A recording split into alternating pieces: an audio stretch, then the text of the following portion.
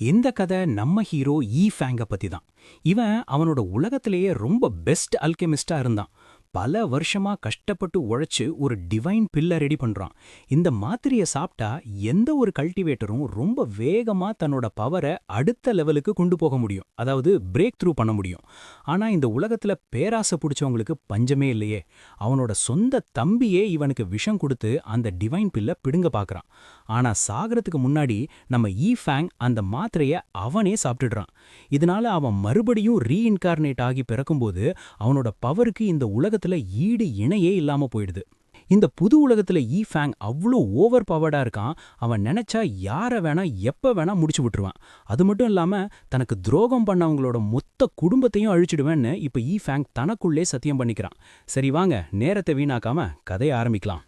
கதையோட ஆரம்பத்துல ஒரு வாய்ஸ் ஓவர் நமக்கு என்ன சொல்லுதுன்னா, இந்த கிளவுட் இல்யூஷனரி கான்டினென்ட்ல நிறைய சாதாரண மனுஷங்க கல்டிவேஷன் பண்ணி இந்த பிரபஞ்சம் முழுசும் டிராவல் பண்ணணும்னு ஆசைப்படுறாங்க.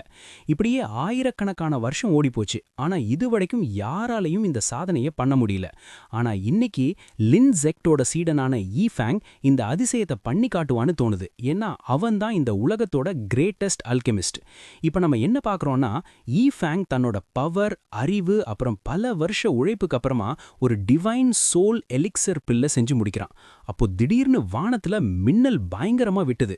அந்த மின்னல் எல்லாம் அந்த மருந்து செய்யற பாத்திரத்துக்குள்ள, அதாவது கால்ட்ரனுக்குள்ள போறதை ஈ ஃபேங் பார்க்கறான். உடனே அந்த பாத்திரம் ஓபன் ஆகி அதிலிருந்து ஏகப்பட்ட எனர்ஜி வெளியே வருது. கூடவே அந்த டிவைன் சோல் எலிக்சர் பில்லும் வெளியே வருது. இதை சாப்பிட்டா நான் டிவைன் ரியல்மை அடைஞ்சிடுவேன். அப்புறம் இந்த பிரபஞ்சம் முழுசும் என்னால சுத்தி வர முடியும்னு ஈ ஃபேங் சொல்றான். ஆனா அவன் அந்த மாத்திரையை சாப்பிடுறதுக்கு முன்னாடியே அங்க அவனோட அண்ணன் வர்றான். அவன் தன்னோட தம்பியை யாரோ காயப்படுத்தி வச்சிருக்கிறத பார்த்து உடனே அவனை தாங்கி பிடிச்சுக்கிட்டு, உனக்கு இதை யார் பண்ணதுன்னு கேட்கறான். அதுக்கு அவன், எதிரிகள் நம்ம மாஸ்டர் மேல அட்டாக் பண்ணி அவரை கொன்னுட்டாங்கன்னு சொல்றான். ஆனா அதே சமயம் அவனோட அண்ணன் முகத்துல ஒரு வில்லத்தனமான சிரிப்பை ஈ ஃபேங் பார்க்கறான். உடனே அவனை தள்ளி விடுறான். ஆனா அதுக்குள்ள அவனோட அண்ணன் ஒரு சாபம் கொடுத்த டீமன் பிளேட வச்சு ஈ ஃபேங்க குத்திடுறான். இதனால ஈ ஃபேங் ரொம்ப மோசமான நிலைமைக்கு போயிடுறான். நாம ரெண்டு பேரும் எவ்வளவு வருஷமா ஒன்னா இருந்தோம், நாம ஒரு ஃபேமிலி மாதிரி இருந்தோமே, ஆனா நீ என்ன இவ்வளவு வெறுப்பேன்னு நான் நினைக்கவே இல்லை. ஏன் எனக்கு இப்படி ஒரு துரோகத்தை பண்ணேன்னு கேட்கறான். இதை கேட்ட அவனோட அண்ணன் ஜை ஊசாவ் பயங்கரமா சிரிக்கிறான். இந்த ஒரு மாத்திரைக்காக நான் யார வேணா ஏமாத்துவேன். இதை சாப்பிட்டு நான் தான் இந்த உலகத்திலேயே ரொம்ப பவர்ஃபுல் ஆவேன், இந்த பிரபஞ்சத்தையே ஆளுவேன்னு சொல்றான். நீ இந்த பவருக்கு தகுதியானவன் இல்லைன்னு சொல்லிட்டு அங்க ஒரு போர்ட்டலை ஓபன் பண்றான். அதிலிருந்து ஈ ஃபேங்கோட மாஸ்டர் கீழே விழுறாரு. அவர் ஏற்கனவே இறந்து போனதால அவரோட உடம்பு மறைஞ்சு போயிடுது. அப்புறம் அந்த போர்ட்டல்ல இருந்து இந்த கண்டத்துல இருக்கிற இன்னும் 2 செக்டை சேர்ந்தவங்க வெளியே வராங்க. அதுல ஒருத்தவங்க நெக்ரோ செக்ட், இன்னொருத்தவங்க ஆர்கிட் கிளென் செக்ட். இவங்க எல்லாரும் சேர்ந்து தான் மாஸ்டரை கொண்டிருக்காங்க. இப்போ அவங்களோட அடுத்த டார்கெட் ஈ ஃபேங் தான். அப்போ ஆர்கிட் கிளென் செக்டோட சீடனான அலிஸ் சொல்றா, நாங்க எல்லாரும் 9 ஹெவன்ஸ் டாவோ பேலஸ்க்காக தான் வேலை செய்யறோம்னு. அப்போ ஜை வூசாவ் அவகிட்ட, இதெல்லாம் ஈ ஃபேங் கிட்ட சொல்ல வேண்டிய அவசியம் இல்லை, ஏன்னா இவன் எப்படி இருந்தாலும் சாகத்தான் போறான்னு சொல்றான். இவன் செஞ்ச அந்த மாத்திரையை கைப்பற்றவும் இவனை கொல்லவும் தான் எங்களுக்கு மேலிடத்துல இருந்து ஆர்டர் வந்திருக்கு. மாத்திரை இப்போ என்கிட்ட வந்துடுச்சு, இனி ஈ ஃபேங்க கொன்னா போதுன்னு சொல்றான். ஆனா திடீர்னு அவன் கையில இருந்த மாத்திரை வெடிச்சு செதறுது. ஏன்னா அது ஒரிஜினல் மாத்திரை கிடையாது. இதை பார்த்ததும் ஜை ஊசாவுக்கு செம கோவம் வருது. என்னையே ஏமாத்திரியான்னு சொல்லி ஈ ஃபேங்க அட்டாக் பண்ண போறான். ஆனா ஈ ஃபேங் தன்னோட பவரை வச்சு அவனை அங்கேயே நிக்க வைக்கிறான். ஏதாவது பண்றதுக்கு முன்னாடி 2 தடவை யோசின்னு உனக்கு எத்தனையோ தடவை சொல்லியிருக்கேன், ஆனா நீ கேட்கலன்னு சொல்லி ஒரே ஒரு மிதியில அவனை ரொம்ப தூரத்துக்கு தூக்கி வீசுறான். இதை பார்த்ததும் நெக்ரோசெக் போல எல்டர்ஸ் ஈ ஃபேங் மேல அட்டாக் பண்றாங்க. ஆனா அவன் உடனே ஒரு ஷீல்டு ஃபார்மேஷன் உருவாக்கி தன்னை காப்பாத்திக்கிறான். அப்புறம் ஒரே ஒரு அட்டாக்ல அந்த எல்டரை காயப்படுத்துறான். அந்த எல்டர், உன் மேலதானே அந்த டீமன் பிளேடால குத்து விழுந்துச்சே, அப்புறமும் நீ எப்படி இவ்வளோ ஸ்ட்ராங்கா இருக்கேன்னு கேட்கறான். ஆனா அடுத்த நிமிஷமே அவன் செத்துடுறான். உடனே நெக்ரோசெக்டோட இன்னொரு ஆள் ஈ ஃபேங்க அட்டாக் பண்ண வரான். அவன் மேல ஈ ஃபேங் ஒரு பவர்ஃபுல் அட்டாக் பண்றான். அவனால அதை தடுக்க முடியாம அவனும் காலியாயிடுறான். இப்போ ஈ ஃபேங் ரொம்ப வீக் ஆகிடுறான். இதை பார்த்த அலிஸ் வேகமா வந்து ஈ ஃபேங் கிட்ட இருந்து அந்த ஒரு பைய பிடுங்கிடுறா. அதுல தான் அந்த ஒரிஜினல் டிவைன் சோல் பில் இருக்கு. இதை நான் யாருக்கும் கொடுக்க மாட்டேன், இது எனக்கு தான் வேணும்னு சொல்லி அவ சாப்பிட போறா. ஆனா அதுக்குள்ள அங்க ஒரு அட்டாக் நடக்குது. அங்க நெக்ரோசெக்டோட இன்னொரு எல்டர் வர்றாரு. அவன் பார்க்க அப்படியே ஒரு பிசாசு மாதிரி இருக்கான். அவன் அலிஸை கொன்னுட்டு அந்த மாத்திரையை எடுத்துக்கிறான். இதுதான் அந்த பவர்ஃபுல் மாத்திரையான்னு பார்க்கறான். ஆனா அப்புறம்தான் அவனுக்கு புரியுது இதுவும் டூப்ளிகேட்னு. ஈ ஃபேங், நீ கரெக்டா தான் கண்டுபிடிச்சன்னு சொல்லிட்டு அந்த ஒரிஜினல் மாத்திரையை அவனே சாப்பிட்டுடுறான்.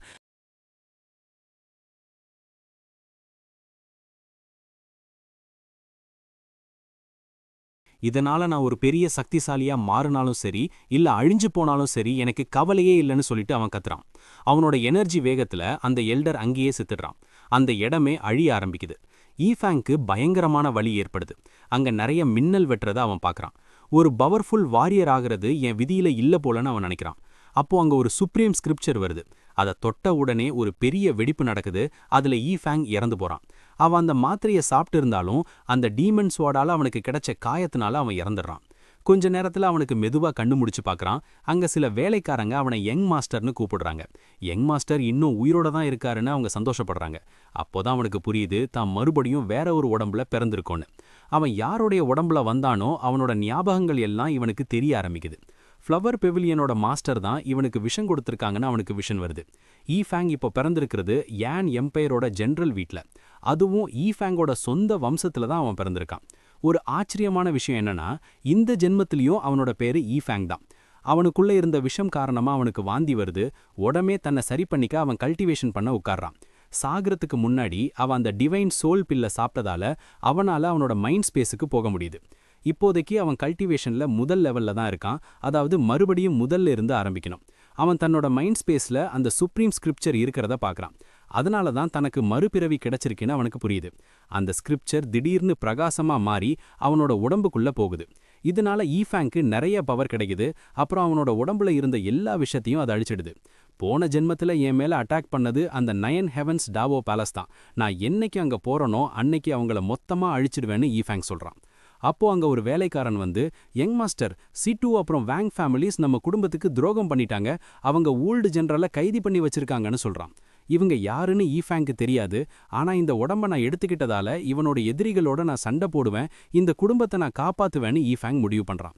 அவன் ரொம்ப வேகமா வெளியே போறத பார்த்த அந்த வேலைக்காரன், யங் மாஸ்டர் எப்படி இவ்ளோ வேகமா போறாரு, அவர் பார்க்கவே ரொம்ப மாறிட்டாரேன்னு ஆச்சரியப்படுறான். அந்த பக்கம் ஓல்டு ஜெனரலை கைதி பண்ணி யுன்வு பேலஸுக்கு வெளியே கூட்டிட்டு வராங்க. அங்க சிட்டு அப்புறம் வேங் குடும்ப தலைவர்களும் இருக்காங்க. அந்த ஓல்டு ஜெனரல் ஏயுஷன் சொல்றாரு, நான் இந்த நாட்டுக்காக எவ்வளவோ போர் செஞ்சிருக்கேன். 3 மாசம் சாப்பாடு கூட இல்லாம நாட்டுக்காக சண்டை போட்டிருக்கேன். ஆனா இன்னைக்கு என்னையே துரோகின்னு சொல்றீங்களேன்னு கேட்கிறாரு. அதுக்கு அந்த சிட்டு ஃபேமிலி எல்டர், உன்கிட்ட விவாதம் பண்ண நாங்க வரல, உன்னை கொல்ல சொல்லி தான் எங்களுக்கு ஆர்டர் வந்திருக்குன்னு சொல்லிட்டு போர் வீரர்களுக்கு சிக்னல் கொடுக்குறான். ஆனா அப்போ நம்ம ஹீரோ ஈஃபேங் ஒரு மாசான என்ட்ரி கொடுக்குறான். இதை செய்யணும்னு கனவுல கூட நினைக்காதீங்கன்னு சொல்றான். அவன் வந்த உடனே அங்க ஒரு பெரிய எனர்ஜி வேவ் ரிலீஸ் ஆகுது. அதுல அங்க இருந்தவங்க எல்லாம் தூக்கி எறியப்படுறாங்க. ஈஃபேங்கோட தாத்தா யுஷங் இவனை பார்த்து கோவப்பட்டு, ஏன்டா இங்க வந்த, ஓடி போயிடு, இல்லனா என்ன சேர்த்து ஒன்னையும் கொன்னுடுவாங்கன்னு சொல்றான். அதுக்கு ஈஃபேங், நீங்க பயப்படாதீங்க தாத்தா, இவனுங்களுக்கு அவ்வளோ தில் இல்ல. அப்புறம் அவன் ரொம்ப வேகமா அங்க இருந்த சோல்ஜர்ஸ் எல்லாம் தன்னோட வாளால வெட்டி தள்ளுறான். கண்ணு எமைக்கிற நேரத்துல அவங்க எல்லாம் அடிபட்டு கீழே விழுந்துடுறாங்க. இதை பார்த்த யுஷங் ரொம்ப ஷாக் ஆகுறாரு. ஈஃபேங் எப்படி இவ்ளோ சீக்கிரம் மைண்ட் ஸ்பேஸோட 4வது லெவலுக்கு போனான்னு யோசிக்கிறாரு. ஈஃபேங் தன்னோட சுப்ரீம் பவர்ஸை யூஸ் பண்ணி எல்லா சோல்ஜர்ஸையும் முடிக்கிறான். சிட்டோ அப்புறம் வேங் ஃபேமிலி ஆளுங்க இன்னும் நிறைய சோல்ஜர்ஸ் அனுப்புறாங்க. ஆனா அவங்க ஈஃபேங்கை தொடறதுக்கு முன்னாடியே அங்க ஒரு வெடிப்பு நடந்து அவங்க எல்லாம் காலி ஆயிடுறாங்க. அந்த எல்டர்ஸுக்கு ஒண்ணுமே புரியல. ஏன்னா ஈஃபேங் ஒரே செகண்ட்ல மைண்ட் ஸ்பேஸோட 5வது லெவலுக்கு போயிட்டான். அவன் எவ்வளவுக்கு எவ்வளவு சோல்ஜர்ஸை கொல்றானோ அவ்வளவுக்கு அவ்வளவு அவனோட கல்டிவேஷன் லெவல் பிரேக் த்ரூ ஆகி ஏறிக்கிட்டே போகுது. அவன் 5வது லெவல்ல இருந்து நேரடியா 10வது லெவலுக்கும் அப்புறம் 12வது லெவலுக்கும் போயிடுறான். இதை பார்த்ததும் அவனோட எதிரிகள் பயந்து பின்னாடி போறாங்க. ஒரு மனுஷனால எப்படி இவ்ளோ சீக்கிரம் பிரேக் த்ரூ பண்ண முடியும்னு அவங்களால நம்பவே முடியல. அவங்க அங்கிருந்து தப்பிக்க பார்க்கறாங்க. ஆனா ஈஃபேங் ஒரே வெட்டுல அவங்கள முடிச்சிடுறான். அடுத்து இன்னொரு எல்டர், என்ன கொல்லாத, நாம வேணா பேசி தீத்துக்கலான்னு சொல்றான். அதுக்கு ஈஃபேங், நான் இங்க பேச வரல, உன்னை தீத்துக்கட்ட தான் வந்தேன்னு சொல்லி அவனையும் முடிச்சிடுறான். அடுத்த சீன்ல நம்ம அந்த நாட்டோட ராணி ஜாவோபியாங்க பார்க்குறோம். அவன் அனுப்புன ஆளுங்க எல்லாரையும் ஈஃபேங் கொன்னுட்டான்னு அவளுக்கு தகவல் கிடைக்குது.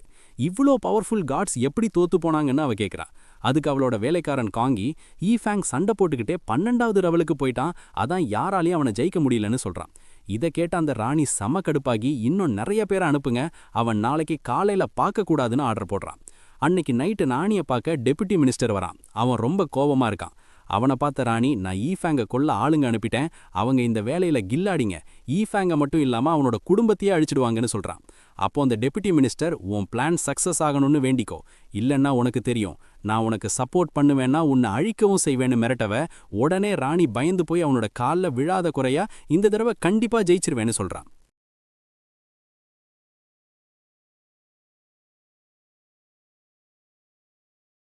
இந்த பக்கம் ஃபேங் கல்டிவேஷன் பண்ண உட்காருறான்.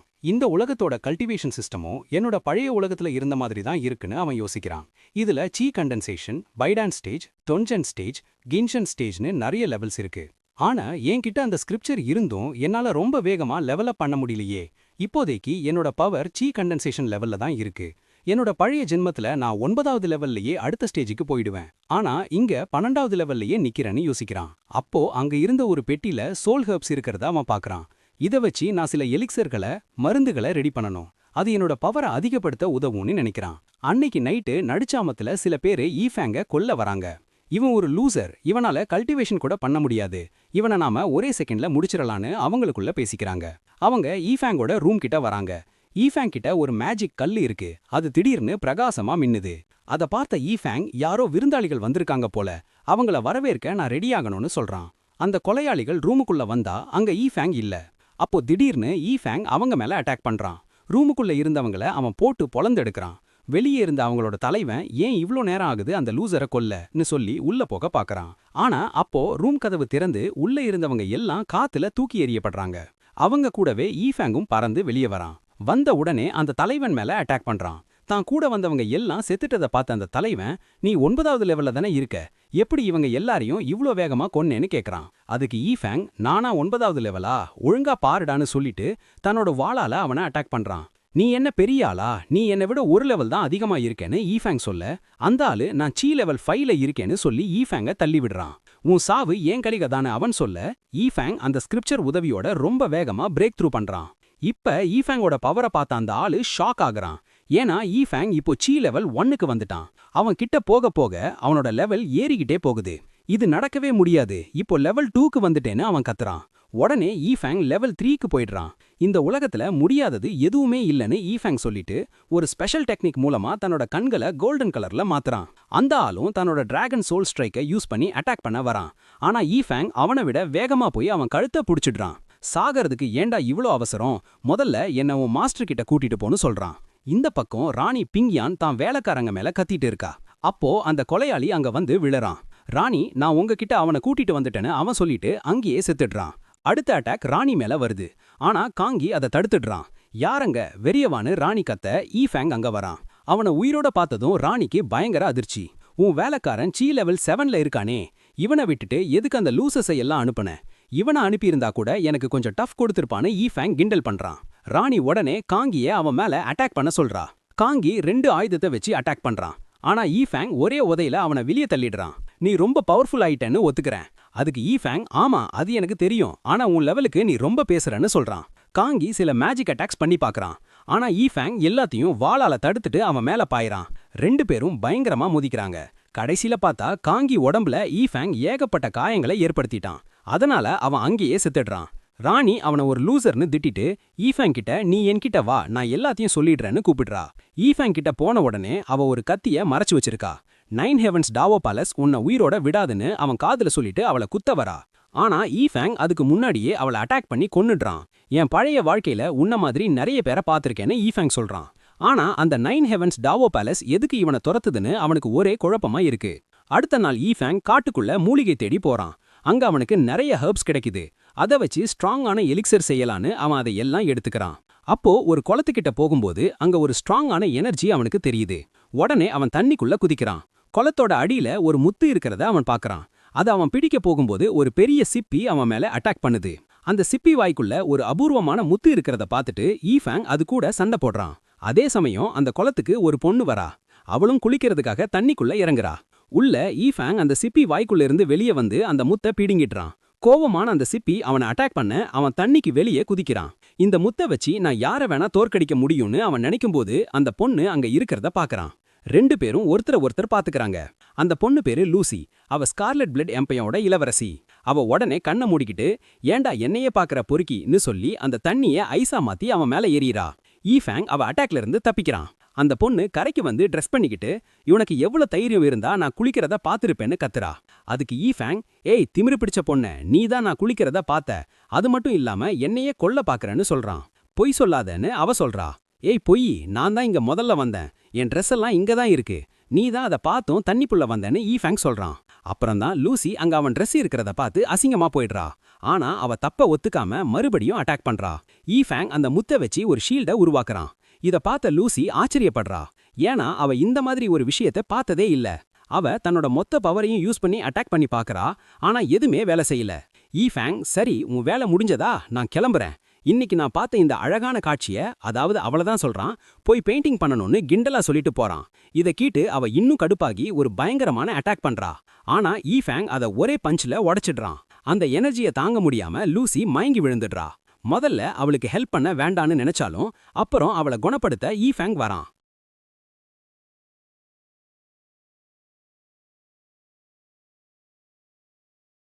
அவ உடம்புல ஐஸ் விஷம் பரவி இருக்கிறத அவன் பார்க்கறான். இவளோட கல்டிவேஷன் ரொம்ப மர்மமா இருக்குன்னு யோசிச்சு தான் பவரால அந்த ஐஸ் விஷத்தை எடுத்துட்டு அவளுக்கு ஒரு எலிக்சர் மாத்திரையை கொடுக்கறான். அவ கண்ணு முழிச்சதும், ஏய் பொறுக்கி, எனக்கு என்ன கொடுத்தன்னு கேக்குறா. அது எலிக்சர்னு அவன் சொல்ல, அப்படின்னா என்னன்னு அவ கேக்குறா. ஈஃபேங்க்கு இப்போதான் புரியுது, இந்த உலகத்துல யாருக்குமே எலிக்சர் பத்தியோ இல்ல இந்த மாதிரி ஷீல்டு ஃபார்மேஷன் பத்தியோ தெரியலன்னு. நான் தான் இதெல்லாம் தெரிஞ்ச ஒரு ஜீன்லெஸ். அப்போ இதை வச்சே நான் இந்த உலகத்தை ஆளலான்னு அவன் மனசுக்குள்ள நினைச்சு சந்தோஷப்படுறான். அப்புறம் அவகிட்ட, நீ என்ன அட்டாக் பண்ண, நான் உன்னை காப்பாத்தினேன், கணக்கு சரியா போச்சுன்னு சொல்லிட்டு கிளம்புறான். ஆனா லூசி அவன்கிட்ட தேங்க்ஸ் சொல்லிட்டு அட்டாக் பண்ணதுக்கு சாரி கேட்குறா. அப்போ அவளோட வேலைக்காரங்க கூப்பிடுற சத்தம் கேட்குது. உடனே லூசி யாராவது பாத்துருவாங்கன்னு ஈஃபேங்க குளத்துல தள்ளி விடுறா. அப்புறம் கிளம்பும்போது சீக்கிரம் மீட் பண்ணலான்னு சொல்லிட்டு போறா. நைட்டு நேரத்துல ஈஃபேங் ஒரு ஸ்பெஷல் வைன் குடிக்கிறான். இது அவனோட காயங்களை குணப்படுத்தும். ஆனா அவனுக்கு இன்னும் ஸ்ட்ராங்கான எலிக்சர் தேவைப்படுது. அப்போதான் ஒரு ஏலம் நடக்க போகுதுன்னு அவனுக்கு தெரிய வருது. அங்க கோஸ்ட் கிளா பியூட்டின்னு ஒரு அபூர்வமான மூலிகை விற்க போறாங்க. அதே ஏலத்துக்கு இளவரசி லூசியும் வர்றா. அந்த மூலிகை கிடைச்சா அவளோட ஐஸ் விஷத்தை குணப்படுத்தலான்னு அவளோட வேலைக்காரங்க சொல்றாங்க. ஏலம் ஆரம்பிக்குது.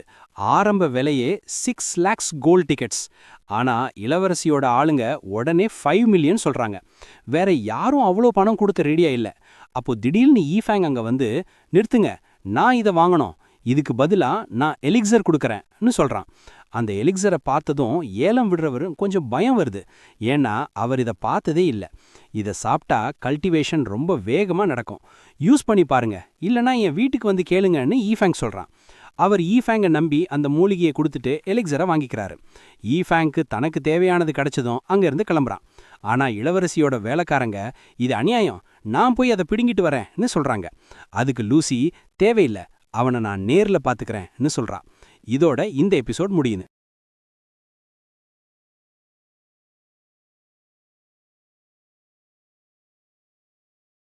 ஸோ ஹலோ எவ்ரிஒன், நான் இன்னைக்கு க்ளோரியஸ் ரிவெஞ்ச் ஆஃப் யூ திங் எபிசோட் 2 எக்ஸ்பிளைன் பண்ண போறேன்.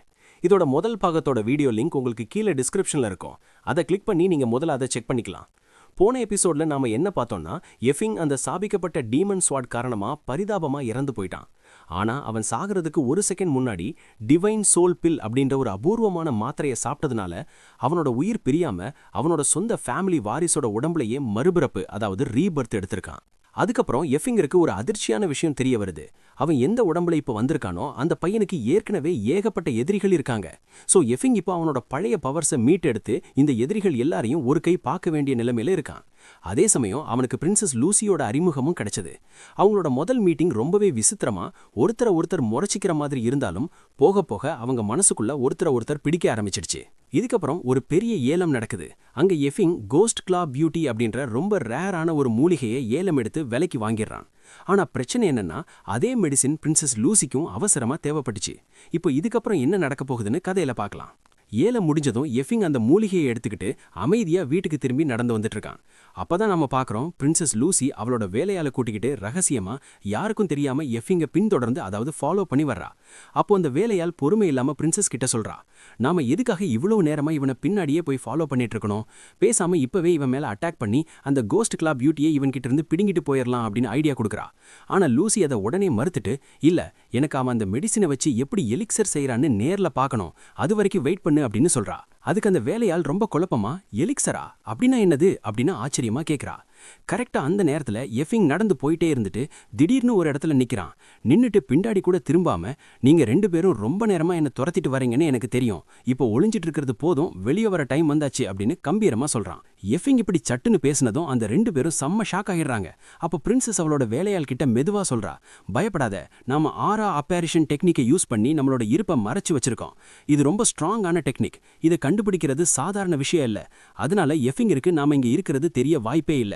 அவன் சும்மா நம்மள பயமுறுத்தி வெளியே வர வைக்க பாக்குறான். மத்தபடி அவனுக்கு ஒன்னும் தெரியாது அப்படின்னு சமாதானம் சொல்றா. அது அப்படியே நம்புன அந்த வேலையால், அப்படியா விஷயம்? பிரின்சஸ், நீங்க நிஜமாவே ரொம்ப புத்திசாலி. அந்த சின்ன பையனை நல்லா ஏமாத்திட்டீங்க அப்படின்னு பாராட்டுறா.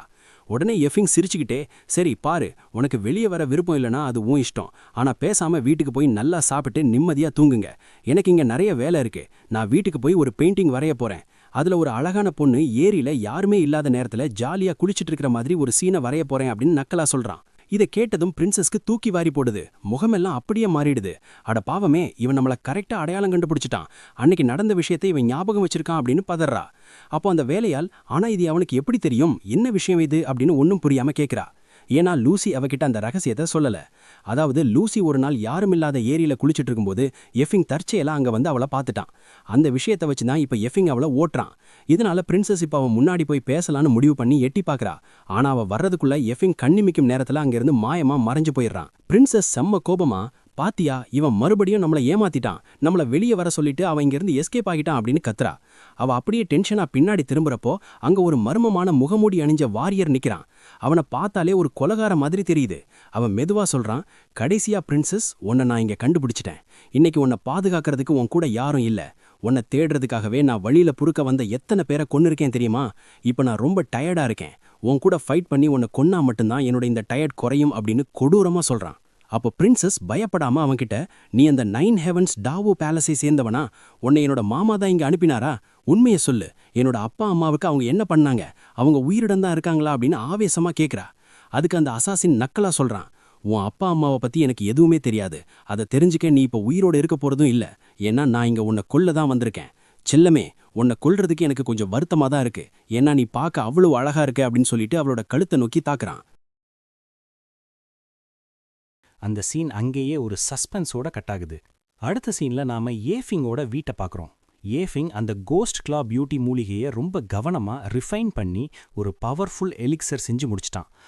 அவனோட ஃப்ரெண்டு கிட்ட இது எவ்வளோ பவர்ஃபுல்னு ரொம்ப டீட்டெயில்டாக விளக்கிக்கிட்டு இருக்கான். இது சாதாரண மருந்து இல்லை, இது QI ரிப்ளனிஷிங் பண்ணும். அதாவது உன் உடம்புல எனர்ஜியை அதிகமாக்கும். அப்புறம் பாடி ஸ்ட்ரென்தனிங் பண்ணி உன் உடம்பை இரும்பு மாதிரி மாற்றும்.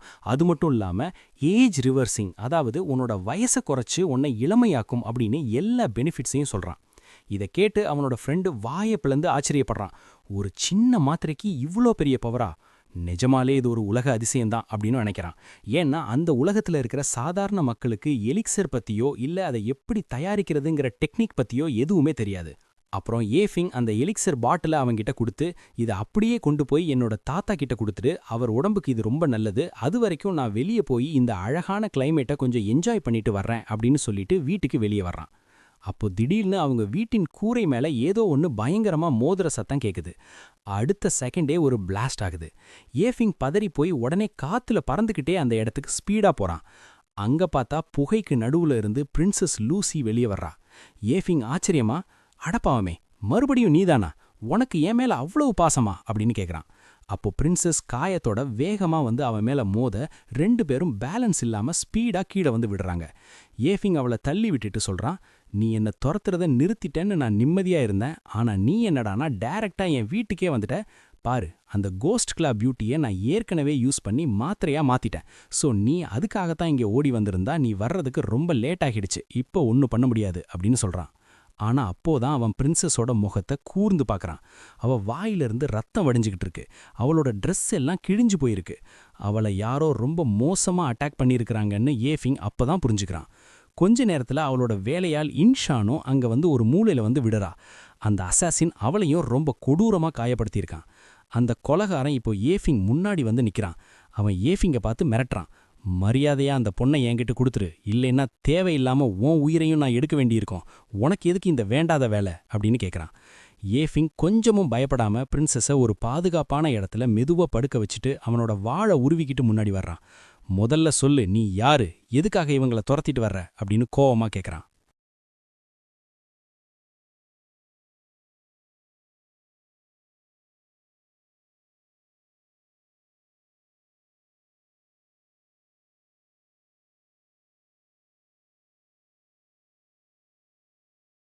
அதுக்கு அந்த அசாசின் சிரிச்சுக்கிட்டே, நான் செத்து போறவங்க கிட்ட என்னோட பேரை சொல்ற பழக்கம் இல்லாதவன். ஏன்னா நீயும் இன்னும் கொஞ்ச நேரத்துல செத்து பிணமாத்தான் கிடக்க போற அப்படின்னு சொல்லிட்டு மின்னல் வேகத்துல அட்டாக் பண்றான். ஆனா சண்டை ஆரம்பிச்ச கொஞ்ச நேரத்திலேயே அவனுக்கு ஒரு விஷயம் புரியுது. ஃபிங் அவன் நினைச்ச மாதிரி சாதாரண ஆள் இல்ல, அவன் ரொம்ப பவர்ஃபுல்னு அவனுக்கு தெரிய வருது. என்னது, நீ QI கண்டென்சேஷன் லெவல்ல இருக்கிறியா? ஒரு சின்ன பையன் இந்த லெவலுக்கு வந்தது எனக்கு ஆச்சரியமா இருக்கு. நீ என்னை இம்ப்ரெஸ் பண்ணிட்ட அப்படின்னு அவன் சொல்றான். ஃபிங் அவனை திருப்பி தாக்க போறப்போ அந்த அசாசின் ஃபிங்கை ஒரு கையாலேயே பின்னாடி தள்ளி விட்டுட்டு, நான் பேட்டன் லெவல் கல்டிவேட்டர், உன்னை விட பல மடங்கு பவர் என்கிட்ட இருக்கு, என்னோட ஸ்பெஷல் மூவ்ஸை வச்சு உன்னை ஒரு சின்ன எறும்ப நசுக்கிற மாதிரி ஈஸியா நசுக்கிடுவேன் அப்படின்னு சவால் விடுறான். சண்டையில ஃபிங் அவனை ஒரு கட்டத்துல தள்ளி விடுறான். உடனே அந்த அசாசின் வெறி கொண்டு பீஸ்ட் வெயின் ஃப்ளோயிங் அப்படின்ற ஒரு டேஞ்சரான டெக்னிக்கை ஆக்டிவேட் பண்றான். அவனோட உடம்புல இருந்து ஒரு மிருகத்தோட பவர் வெளியே வருது. அவன் ரொம்ப பயங்கரமா அட்டாக் பண்றான். ஃபிங் அவனோட அட்டாக்ல இருந்து தப்பிக்க பார்க்கறான். ஆனா அந்த ஆள் கண்ணுக்கே தெரியாத வேகத்துல இருக்கான். அவன் ஃபிங்கை பார்த்து நக்கலா சொல்றான், நீ என் முன்னாடி ஒண்ணுமே இல்ல தம்பி, நீ மட்டும் 9 ஹெவன்ஸ் டாவ் பேலஸுக்கு முன்னாடியே வந்திருந்தா உன்னோட திறமையை மெச்சி உன்னை என்னோட ஸ்டூடெண்டா ஆக்கியிருப்பேன். ஆனா இப்போ உன்னை கொல்ல வேண்டியதா போச்சு அப்படின்னு சொல்றான். அந்த 9 ஹெவன்ஸ் டாவ் பேலஸ்ன்ற பேரை கேட்ட உடனே ஃபிங்குக்கு பழைய ஞாபகங்கள் வந்து கோபம் தலைக்கு ஏறுது. ஏன்னா அவங்க தான் போன ஜென்மத்துல அவனை துரோகம் பண்ணி கொல்ல முயற்சி பண்ணாங்க. உடனே அவன் கண்ணை மூடி தன்னோட மைண்ட் ஸ்பேஸுக்கு போய் அங்க இருக்கிற அந்த புனிதமான ஸ்கிரிப்சரை ஆக்டிவேட் பண்றான். அடுத்த நிமிஷமே அவனோட உடம்பு முழுக்க நீல நிற மின்னல் மாதிரி ஒரு ஒளி பிரகாசிக்க ஆரம்பிக்குது. இத பார்த்த அந்த அசாசின் அப்படியே உறைஞ்சு போய் நிக்கிறான். என்னது இது, இவன் உடம்புல இருக்கிற ஆறா எப்படி இவ்ளோ சீக்கிரம் இவ்ளோ பவர்ஃபுல்லாச்சு, இது சாத்தியமே இல்லையே அப்படின்னு மனசுக்குள்ள புலம்புறான். அப்போ அந்த அசாசின் கடைசியா வின்ஃபேம் கிளாவை ஆக்டிவேட் பண்ணி ஃபிங்கின் நெஞ்ச பிளக்க வர்றான். ஃபிங் பதிலுக்கு எலிமெண்ட் கேதரிங் ஃபார்மேஷன் அப்படின்ற ஒரு விசித்திரமான டெக்னிக்கை யூஸ் பண்ணி அட்டாக் பண்றான்.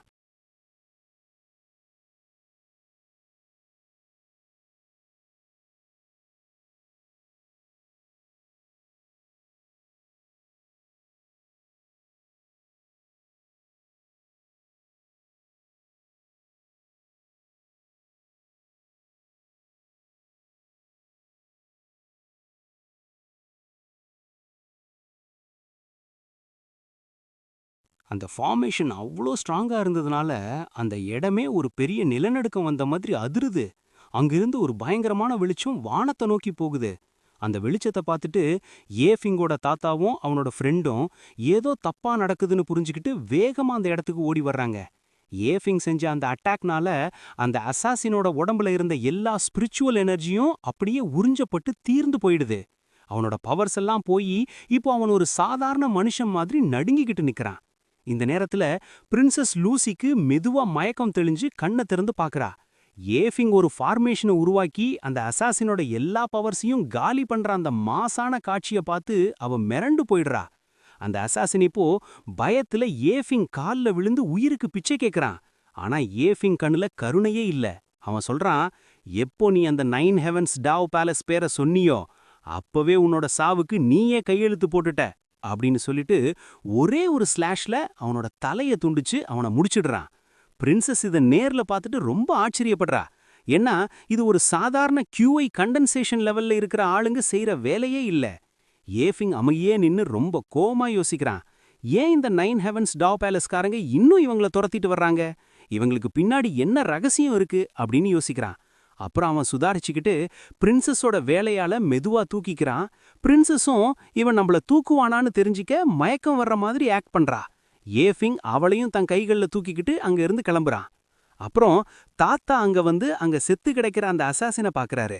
கூட வந்த இன்னொரு ஆள்கிட்ட சொல்றாரு, பாத்தீங்களா, ஃபிங் தன்னை விட பல மடங்கு மேல இருக்கிற ஒரு பவர்ஃபுல் கல்டிவேட்டரை ஒரே அடியில கொன்னு இருக்கான். அவன்கிட்ட இவ்வளவு ஒளிஞ்சிருக்கிற பவர்ஸ் இருக்குன்னு எனக்கே இவ்வளவு நாளா தெரியாம போச்சு அப்படின்னு ரொம்ப பெருமையா சொல்றாரு. அதுக்கு அந்த ஆளு, ஆமாஞா, ஃபிங் நிஜமாவே உங்களோட ரத்தம் தான், அவன்தான் உங்களோட நைட் ஃபேமிலியோட கௌரவத்தையும் பாரம்பரியத்தையும் இனிமே காப்பாத்துவான் அப்படின்னு சொல்றான். இத கேட்டு தாத்தா மனசுக்குள்ள ரொம்பவே சந்தோஷப்படுறாரு. ஏஃபிங் அந்த 2 பேரையும் தன் ரூமுக்கு கூட்டிட்டு போய் பெட்ல படுக்க வைக்கிறான். தாத்தா அவன் என்ன பண்றான்னு பாக்கறதுக்காக அவனோட ரூமு கதவு கிட்ட வர்றப்போ உள்ள இருந்து ஒரு பொண்ணோட மெல்லிய சத்தம் கேக்குது.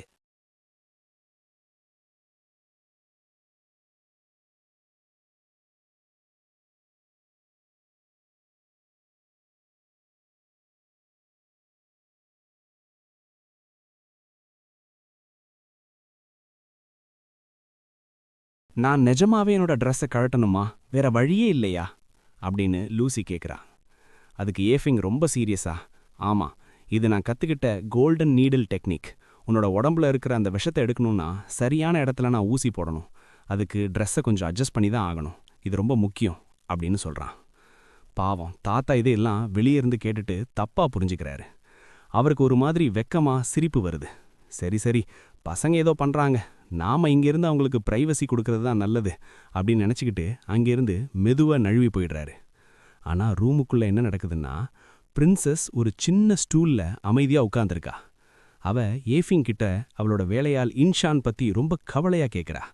அவளுக்கு எப்போ முழிப்பு வரும், ஒருவேளை அவ இப்போ முழிச்சு நம்மளை இப்படி பார்த்தா கண்டிப்பாக என்னை கிண்டல் பண்ணுவாளே அப்படின்னு பயப்படுறா. ஆனால் அந்த வேலையாளுக்கு அப்போவே முழிப்பு வந்துடுச்சு. அவ கண்ணை திறக்காம இவங்க என்ன பண்ணுறாங்கன்னு ஒட்டு கேட்டுட்டு இருக்கா. ஏஃபிங் இப்போ பிரின்சஸோட தோள்பட்டை மற்றும் முதுகுல அந்த கோல்டன் நீடில்ஸை ஒவ்வொன்றா போட ஆரம்பிக்கிறான். அப்போ அவகிட்ட மெதுவாக கேட்குறான், இப்போ சொல்லு, ஏன் அந்த 9 ஹெவன்ஸ் டாவ் பேலஸ்காரங்க உன்னை விடாம துரத்திட்டு வர்றாங்க, உனக்கும் அவங்களுக்கும் என்ன சம்பந்தம் அப்படின்னு. அப்போ வருத்தமாக சொல்கிறா, நான் இந்த ஸ்கார்லட் பிளட் எம்பையரோட பிரின்சஸ். எங்கள் நாட்டில் இப்போ பெரிய அரசியல் பிரச்சனை போயிட்டுருக்கு. என்னோட சொந்த மாமாவே அதிகாரம் வேணும்னு ஆசைப்பட்டு அந்த பேலஸ்காரங்க கூட ரகசியமாக கை கோத்துட்டாரு. அதனால தான் என்னை உயிரோட விடக்கூடாதுன்னு முடிக்க பார்க்குறாங்க அப்படின்னு உண்மையை சொல்கிறா. ஏஃபிங் இதை கேட்டுட்டு யோசிக்கிறான், இவங்களுக்கு யாரோட சப்போர்ட் இருக்கும் அப்படின்னு. அப்போ பிரின்சஸ் சொல்கிறா, ஏஃபிங், இந்த நீடில் டெக்னிக் நிஜமாவே ரொம்ப மேஜிக்கலாக இருக்குது. எனக்கு இப்போ உடம்புல இருந்த அந்த வலியெல்லாம் குறைஞ்சு ரொம்ப பெட்டராக ஃபீல் ஆகுது. இன்னும் கொஞ்சம் கூட நீடில்ஸ் போடு அப்படின்னு சொல்கிறா. ஆனால் ஏஃபிங் அவளை பார்த்துட்டு, இல்லை, ஒரு டைமில் இவ்வளோதான் போடணும், உன்னோட இன்னை ட்ரீட்மெண்ட் இதோட முடிஞ்சுது அப்படின்னு சொல்கிறான்.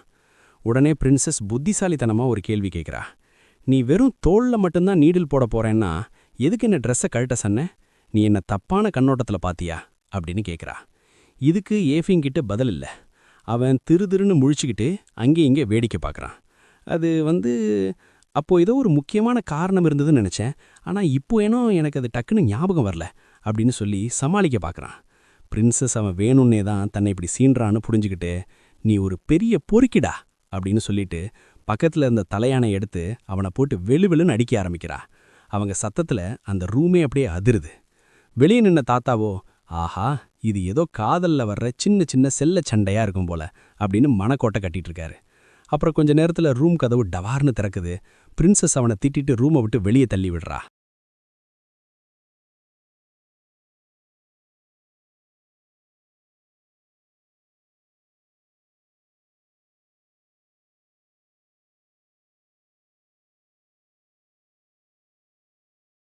அவ மறுபடியும் அட்டாக் பண்ண வரும்போது ஏஃபிங் ஒரு சின்ன ஃபார்மேஷன் வச்சு அதை தடுத்துட்டு, சரி விடு, இவ்ளோ பவரை இப்பவே யூஸ் பண்ணினா மறுபடியும் உடம்புல வலி வரும், அப்புறம் நான் தான் நீடில் போட வேண்டியிருக்கும் அப்படின்னு லூசுத்தனமா சொல்றான். அதுக்கு அவ, வெக்கமே இல்லாம எப்படிடா இப்படி பேசுற அப்படின்னு செம்ம சத்தம் போடுறான்.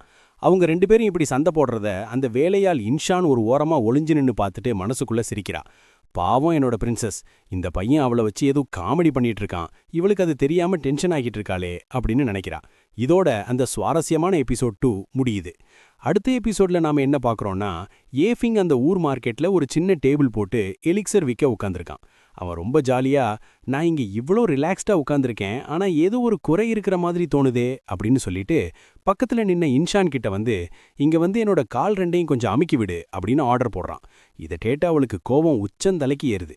அவ சொல்றா, ஏய், நீ எதுக்கு இங்க சும்மா உட்காந்து டைம் வேஸ்ட் பண்ற, போய் பிரின்சஸுக்கு அந்த ட்ரீட்மெண்ட்டை ஒழுங்கா கொடு, உனக்கு தான் மற்றவங்க ட்ரெஸ்ஸை கழட்டிட்டு அந்த நீட்டில் போடுறதுன்னா ரொம்ப பிடிக்குமே, அப்புறம் என்ன அப்படின்னு கிண்டல் பண்றா.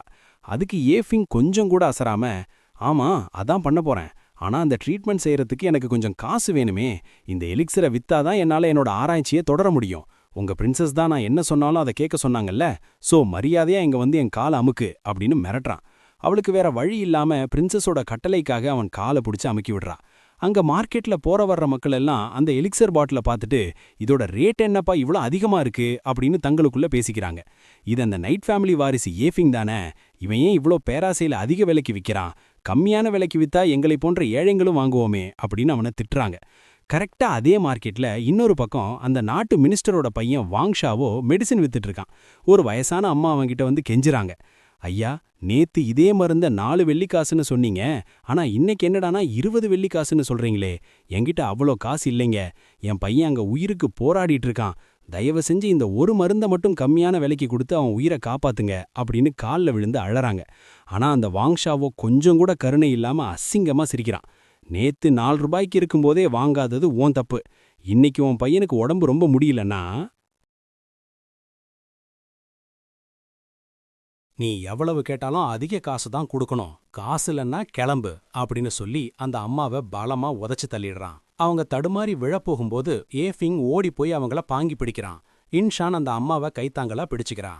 ஏஃபிங் உடனே தன் எலிக்சர்ல இருந்து ஒரு சின்ன மாத்திரையை எடுத்து அந்த பையனுக்கு கொடுக்கறான். அந்த பையன் வலியால ரொம்ப துடிக்கிறான். அவங்க அம்மா பயந்து போய், ஐயோ என் பையனுக்கு என்னமோ கொடுத்துட்டீங்களே, அவனுக்கு ஏதாச்சும் ஆயிடுமா அப்படின்னு அழுதுட்டு கேக்குறா. இன்ஷான், பயப்படாதீங்கம்மா, அவர் உங்க பையனை குணப்படுத்த தான் முயற்சி பண்றாரு அப்படின்னு சமாதானம் சொல்றா. ஏஃபிங் அந்த பையனோட நெத்தியில கை வச்சு ஒரு மந்திரத்தை சொன்ன உடனே துடிச்சிட்டு இருந்த அந்த பையன் அப்படியே அமைதியாகிடுறான். அவனோட உடம்புல இருந்து ஒரு ஸ்ட்ராங்கான எனர்ஜி அலையலையா வெளியே வருது. இப்படியே கொஞ்ச நேரத்துல அந்த பையன் எழுந்து உட்கார்ந்து சிரிக்கிறான். இத பார்த்த மக்கள் எல்லாம் அப்படியே மிரண்டு போயிடுறாங்க.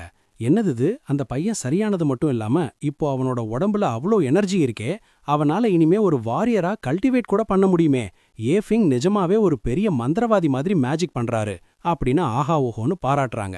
அப்போ ஒருத்தர் சொல்றாரு, ஏஃபிங் ஏற்கனவே லியோ பெவிலியன் தலைவருக்கு ஒரு விசேஷ மருந்து கொடுத்து அவரை பெரிய லெவலுக்கு கொண்டு போயிருக்காருன்னு நான் கேள்விப்பட்டேன், அது உண்மைதான் போல அப்படின்னு பேசுறாங்க. இந்த வாங் மற்றும் சீது ஃபேமிலிக்காரங்க தான் இவ்வளவு நாளா இந்த மெடிசின் மார்க்கெட்டை தன் கைக்குள்ள வச்சுக்கிட்டு ஏழைங்களை சித்திரவதை பண்ணி காசு பறிச்சிருக்காங்க. இப்போ ஏஃபிங் வந்து அவங்களுக்கு சரியான பாடம் புகட்டுவாருன்னு மக்கள் எல்லாம் கை தட்டுறாங்க. ஏஃபிங் ரிலாக்ஸா இருக்கும்போது இதையெல்லாம் பார்த்துட்டு இருந்த வாங் ஷாவோ செம கோவமா வர்றான். அவன் ஏஃபிங் டேபிள்ல இருந்த அந்த எலிக்சர் பாட்டிலை எடுத்துட்டு, ஏய் எங்க பெர்மிஷன் இல்லாம நீ எப்படி இங்க மருந்து விக்கலாம், இந்த ஊர்ல மெடிசின் விக்கணும்னா அது நாங்க மட்டும்தான், இதுக்கு ஒரு ரூல்ஸ் இருக்கு அப்படின்னு சொல்லிட்டு அந்த டேபிள ஒரே உதையில உடைக்கிறான். இந்த மருந்து இனிமே எங்க ஃபேமிலிக்கு சொந்தம், இது எல்லாத்தையும் எடுத்துட்டு இங்கிருந்து மரியாதையா ஓடி போயிடு அப்படின்னு மிரட்டுறான். ஏஃபிங் சிரிச்சிட்டு, உன்னை நான் கடைசியா எப்போ அடிச்சு உன் மூஞ்ச உடைச்சேன்னே எனக்கே ஞாபகம் இல்ல, அதனால தான் உனக்கு திமிரிப்பு ரொம்ப அதிகமாயிடுச்சு போல அப்படின்னு நக்கலா சொல்றான். அப்போ வாங் ஷாவோட கூட வந்த ஆள் ஒருத்தன் வந்து, நாம இதை வேற மாதிரி டீல் பண்ணலாம்,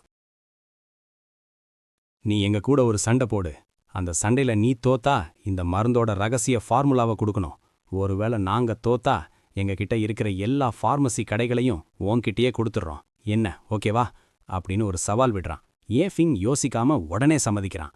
ஏன்னா அவனுக்கு அந்த ஃபார்மசி கடைகள்லாம் கிடைச்சா இன்னும் நிறைய பேருக்கு உதவி பண்ணலான்னு நினைக்கிறான். அவங்க எல்லாரும் சேர்ந்து ஒரு பெரிய ரிங் சண்டைக்களத்துக்கு போறாங்க. இன்ஷான் மெதுவா ஏஃபிங் கிட்ட வந்து, இவங்க கண்டிப்பா ஏதாச்சும் ஏமாற்று வேலை பண்ணுவாங்க, ஜாக்கிரதையா இரு அப்படின்னு எச்சரிக்கிறா. ஆனா ஏஃபிங் தன்னம்பிக்கையோட, அவங்க ஏமாத்த முயற்சி பண்ணட்டும், ஆனா நான் அவங்களுக்கு அந்த சான்ஸே கொடுக்க மாட்டேன் அப்படின்னு சொல்லிட்டு உள்ள போறான். சண்டை ஆரம்பிக்கும்போது வாங் சாவோ ரொம்ப பெரிய ஆள் மாதிரி பில்டப் கொடுத்துட்டு வரான். பாரா, நான் இப்போ பீக் லெவல் QI கண்டென்சேஷன்ல இருக்கேன், நீ வெறும் 5வது லெவல்ல தான் இருக்க, எதுக்கு வீணா அடி வாங்கி சாக போற, அசிங்கப்படாம ஓடிடு அப்படின்னு மிரட்டுறான். ஏஃபிங் இதை கேட்டு சத்தமா சிரிக்கிறான். வாங் ஷாவோ தன் உடம்புல இருக்கிற முழு எனர்ஜியையும் ரிலீஸ் பண்ணும்போது அந்த இடமே ஒரு பெரிய புயல் உருவான மாதிரி சுழலுது. அவன் ஏஃபிங்க பயமுறுத்துற மாதிரி அவனை சுத்தி சுத்தி வர்றான். ஆனா ஏஃபிங் ரொம்ப அமைதியா தன்னோட வாளை மெதுவா உரக்குள்ள இருந்து எடுக்கிறான். 2 பேரும் மின்னல் வேகத்துல ஒரே ஒரு முறை மோதிக்கிறாங்க. ஒரு பெரிய சத்தம் கேக்குது. ஏஃபிங் ஸ்டைலா ஒரு சுத்தி தன்னோட வாளை மறுபடியும் உரைக்குள்ள வைக்கும்போது அங்க நின்ன வாங் ஷாவோ அப்படியே ரத்தம் கக்கி சரிஞ்சு விழுறான். அவன் செத்து போயிட்டான். இதை பார்த்து அங்கிருந்த மக்கள் முதல் அந்த சிப்பாய்கள் வர எல்லாரும் அப்படியே ஷாக் ஆயிடுறாங்க. வாங் ஷாவோட ஃப்ரெண்டு பயந்து போய் அங்கிருந்து ஓட பார்க்கறான். ஆனா ஏஃபிங் அவனை விடாம பிடிச்சு மறுபடியும் அந்த ரிங்குள்ள தூக்கி போடுறான். இவன் ஒரு பெரிய மினிஸ்டர் பையனா இருக்கலாம், ஆனா இவன் ஒரு மனுஷனே இல்ல, ஒரு அரக்கன். இவன் காசுக்காக எத்தனை ஏழைங்க உயிரை எடுத்திருப்பான், அதனால தான் இவனை நான் இன்னைக்கு முடிச்சேன் அப்படின்னு ஏஃபிங் கம்பீரமா சொல்றான். மக்கள் எல்லாம் ஏ ஃபிங் அப்படின்னு சத்தம் போட்டு அவனுக்கு பயங்கரமா சப்போர்ட் பண்றாங்க. அந்த இன்னொரு ஆளையும் ஏ ஃபிங் ஒரே நொடியில ஒரே ஸ்லாஷ்ல முடிச்சிடுறான். அப்புறம் ஏ ஃபிங் இன்ஷான் கிட்ட சரி கிளம்பலாம், இங்க வேலை முடிஞ்சது அப்படின்னு சொல்லும்போது சில அரச சிப்பாய்கள் அங்க வந்து, தம்பி உங்களை ஒரு பெரிய இடத்துல இருந்து பார்க்க வந்திருக்காங்க, கொஞ்சம் நில்லுங்க அப்படின்னு சொல்றாங்க. அங்க வந்தது வேற யாரும் இல்ல, அந்த நாட்டோட எம்பரர் அதாவது சக்கரவர்த்தியே நேர்ல வந்திருக்காரு. அவர் ஏஃபிங்கின் வீரத்தை பாராட்டி பேசுறாரு. உன்னோட துணிச்சல் எனக்கு ரொம்ப பிடிச்சிருக்கு, நீதான் இந்த நாட்டோட வருங்காலம் அப்படின்னு சொல்றாரு. ஆனா ஏஃபிங் அவரோட முகத்தையே ஒரு நிமிஷம் கூர்ந்து பார்த்துட்டு, உங்க கியூவை ரொம்ப வீக்கா இருக்கு ராஜா, உங்களுக்கு ஹார்ட் ப்ராப்ளம் இருக்கு, நீங்க ரசிச்சு குடிக்கிற இந்த ஒயின் உங்க உயிருக்கே ஆபத்து, இப்பவே இது நிறுத்தலனா நீங்க இன்னும் கொஞ்ச நாள்ல இறந்து போறீங்க அப்படின்னு யாருக்கும் பயப்படாம முகத்துல அடிச்ச மாதிரி உண்மைய சொல்றான். எம்பரர் ஒரு நிமிஷம் மிரண்டு போயிடுறாரு. அப்புறம் ஆச்சரியப்பட்டு, நீ நிஜமாவே ஒரு பெரிய புத்திசாலிதான், என்னோட ரகசிய நோய நீ என் முகத்தை பார்த்தே கண்டுபிடிச்சிட்ட, இதை குணப்படுத்த உன்னால முடியும்னா உனக்கு என்ன வேணும்னு கேளு அப்படின்னு கேட்கறாரு. அவர் 10,000 தங்கம், ஒரு கௌரவமான மெடல், 1000 ஏக்கர் நிலம் என எல்லாத்தையும் அவனுக்கு பரிசா கொடுக்கறதா அறிவிக்கிறாரு. ஆனா ஏஃபிங் அதையெல்லாம் வாங்கிக்கிறதுல பெரிய ஆர்வம் காட்டாம வீட்டுக்கு வந்து அமைதியா உட்காந்து கல்டிவேஷன் பண்ணிட்டு இருக்கான். அவனோட அந்த மைண்ட் ஸ்பேஸ்ல ஒரு மின்னும் அபூர்வமான பொருளை அவன் மெதுவா சேகரிக்கிறான். இதோட இந்த விறுவிறுப்பான எபிசோட் முடியுது. இந்த ஸ்டோரி அடுத்து என்ன ஆக போகுதுன்னு தெரிஞ்சுக்க ஆசையா இருக்கா? அடுத்த எபிசோட் எக்ஸ்பிளனேஷன் வேணும்னா சொல்லுங்க, நான் கண்டிப்பா உங்களுக்காக ரெடி பண்ணிடுறேன்.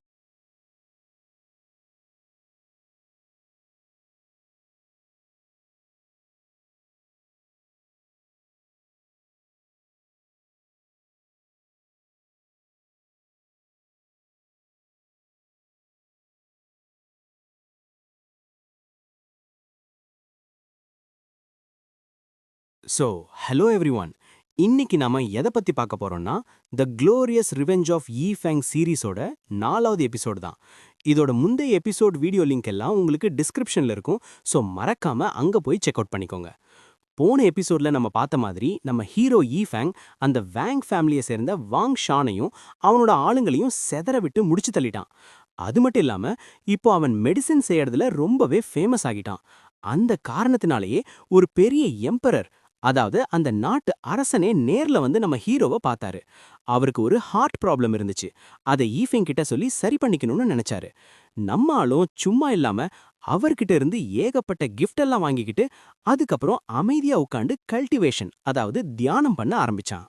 இப்போ எபிசோட் 4க்குள்ள போனா கடந்த 3 நாளா ஈஃபேங் தொடர்ந்து மெடிடேஷன் பண்ணிக்கிட்டு இருக்கிறத நம்ம பார்க்கறோம். பொதுவா எல்லா மார்ஷல் ஆர்ட்ஸ் டெக்னிக்குக்கும் ஒரு தனி வழி இருக்கும்னு சொல்லுவாங்க. ஆனா ஈஃபேங் கத்துக்கிட்டு இருக்கிற இந்த டெக்னிக் வந்து வெறும் உடம்ப மட்டும் குணப்படுத்தாது. இதோட உதவியால நம்ம உடம்புல இருக்கிற ஒவ்வொரு நரம்போட அசைவையும், அதாவது நரம்புகளோட மூவ்மெண்ட்டையே நம்மால கண்ட்ரோல் பண்ண முடியும். இதுக்கப்புறம் ஈஃபேங் அந்த ஃபயர் ஐஸ், அதாவது அந்த நெருப்பு பனிக்கட்டிய தன் முழு கட்டுப்பாட்டுக்குள்ள கொண்டு வர்றான். அப்புறம் அந்த சுப்ரீம் ஸ்கிரிப்சர் உதவியோட ஒரு ரொம்ப பவர்ஃபுல்லான மேஸ் ஃபார்மேஷனை, அதாவது ஒரு மாயாவலை ஃபார்மேஷனை உருவாக்கிடுறான். இத கஷ்டப்பட்டு செஞ்சு முடிச்சதுல ஈஃபேங்க்கு ரொம்பவே சந்தோஷம். அப்போன்னு பார்த்து இளவரசியோட சத்தம் கேக்குது. நான் சாதிச்சிட்டேன் அப்படின்னு அவங்க உற்சாகமா கத்துறாங்க. அந்த சத்தம் கேட்ட உடனே ஈஃபேங் தன்னோட ஆழமான தியானத்திலிருந்து டக்குன்னு வெளியே வந்துடுறான். அவன் பார்க்கும்போது அந்த பிரின்சஸ் ரொம்ப ரொம்ப சந்தோஷமா இருந்தாங்க. அவங்க சில ஐஸ் கிறிஸ்டல்ஸை, அதாவது பனிக்கட்டி துகள்களை தன் வசப்படுத்தி கண்ட்ரோல் பண்ணிக்கிட்டு இருந்தாங்க. அவங்க ஈஃபேங் கிட்ட ரொம்ப தேங்க்ஸ் சொல்லி, ஈஃபேங் நிஜமாவே நீ எனக்கு ரொம்ப சூப்பரான ஒரு டெக்னிக்கை கத்துக் கொடுத்துட்ட, இதோட ஹெல்ப்பால என்னோட உடம்புல ரொம்ப காலமா உறைஞ்சு போயிருந்த ஒரு ஸ்பிரிச்சுவல் வெயினை நான் ஓபன் பண்ணிட்டேன் அப்படின்னு சொல்றாங்க. இத சொன்ன கையோட அவங்க அங்க இருந்த குளத்து தண்ணிய அப்படியே பனிக்கட்டியா மாத்துறாங்க. அப்புறம் மறுபடியும் அந்த பனிக்கட்டிய தண்ணியாவே மாத்தி மேஜிக் மாதிரி செஞ்சு காட்டுறாங்க.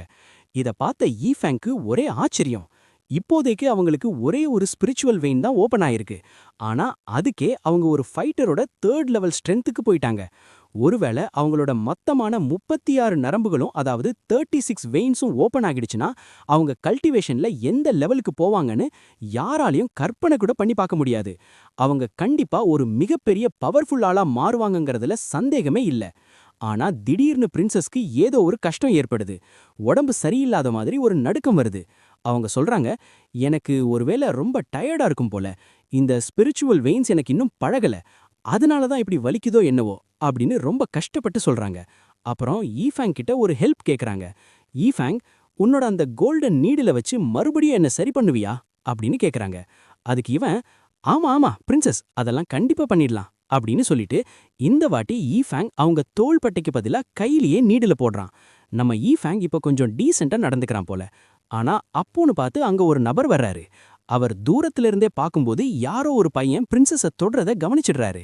அவருக்கு செம கோவம் வந்துடுது. உடனே ஈஃபேங் மேல ஒரு பெரிய அட்டாக் பண்றாரு.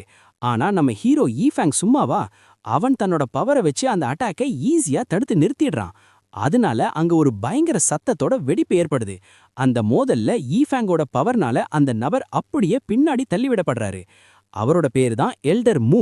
அவர் ஸ்கார்லட் பிளட் எம்பையரோட ஒரு பெரிய எல்டர். அவர் மனசுக்குள்ளேயே யோசிக்கிறாரு, இந்த பையன்கிட்ட அப்படி என்னதான் பவர் இருக்கு? இவன்கிட்ட இருந்து இவ்ளோ பிரகாசமான வெளிச்சம் வெளியே வருது.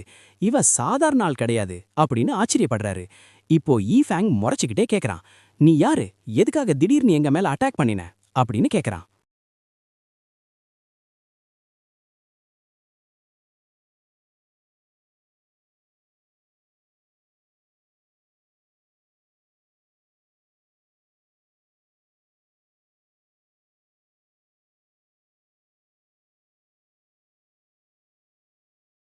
அப்போ அந்த பிரின்சஸ் எழுந்து ஓடி வந்து கேக்குறாங்க, எல்டர் மூ, நீங்க நல்லா இருக்கீங்களா?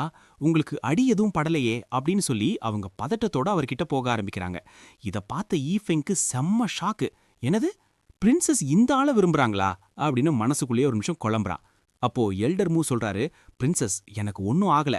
நான் 9 ஹெவன்ஸ் தாவோ பேலஸை சேர்ந்த எத்தனையோ கொலகாரங்களை கொன்னுருக்கேன். சோ எனக்கு இந்த மாதிரி சின்ன சின்ன அட்டாக்ல இருந்து தப்பிக்கிறதெல்லாம் நல்லாவே தெரியும் அப்படின்னு பெருமையா சொல்றாரு.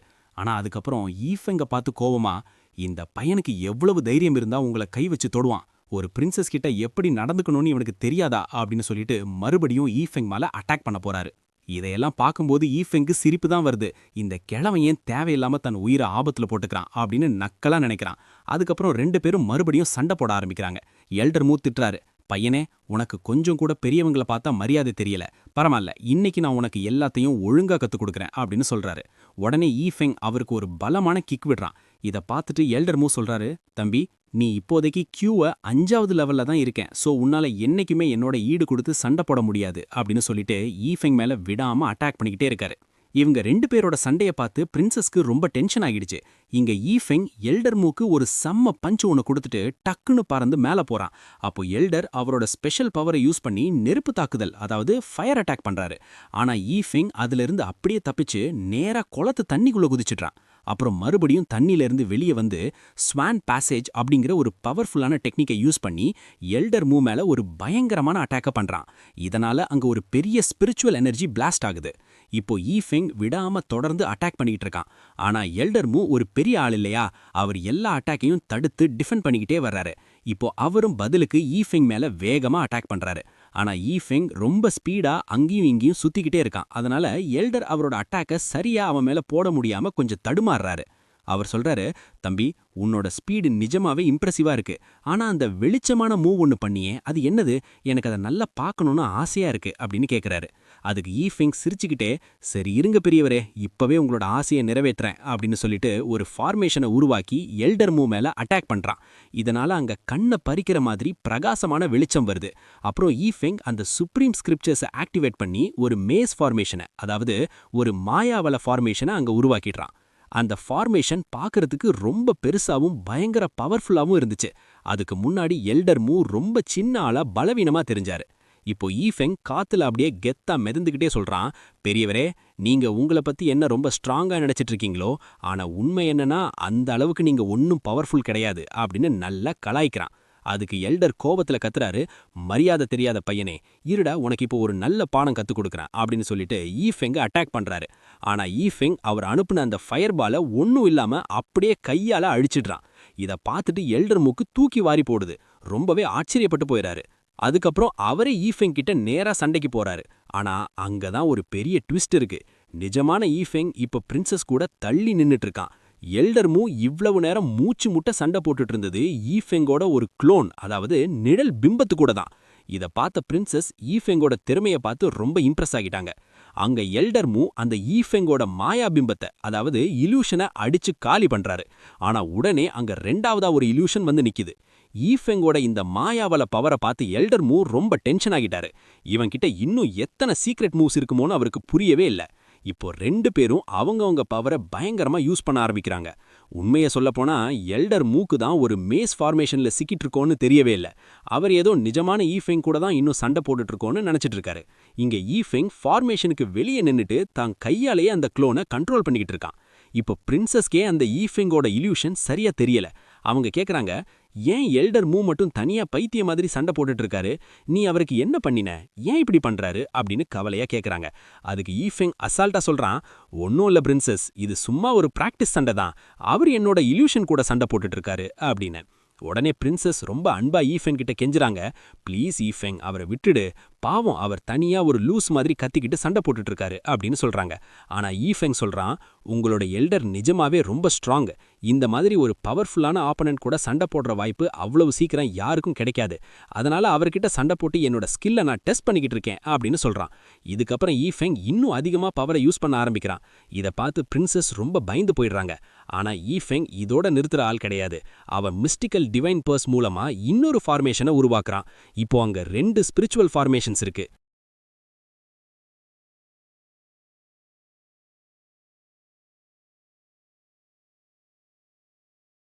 அதுக்குள்ள ஏகப்பட்ட ஸ்பிரிச்சுவல் எனர்ஜி சுத்திக்கிட்டு இருக்கு.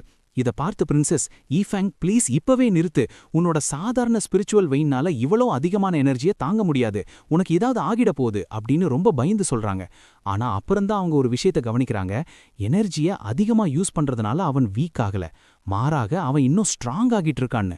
அவனோட உடம்புல இருந்து வர ஸ்பிரிச்சுவல் எனர்ஜி அப்படியே பீறிட்டு வெளியே வருது. இதை பார்த்த உடனேயே பிரின்சஸ்க்கு புரிஞ்சிருச்சு, ஈஃபெங் இப்போ QI 10வது லெவலுக்கு, அதாவது 10th லெவலுக்கு வந்துட்டான்னு. அவங்க ஆச்சரியத்துல சொல்றாங்க, ஈஃபெங், நீ ஹெவன்லி ட்ரிபியூலேஷன்ல ஒரு மிகப்பெரிய பிரேக் த்ரூ பண்ணிட்ட அப்படின்னு. அப்போ ஈஃபெங் கேட்குறான், அப்படின்னா என்ன, எனக்கு புரியலையே அப்படின்னு.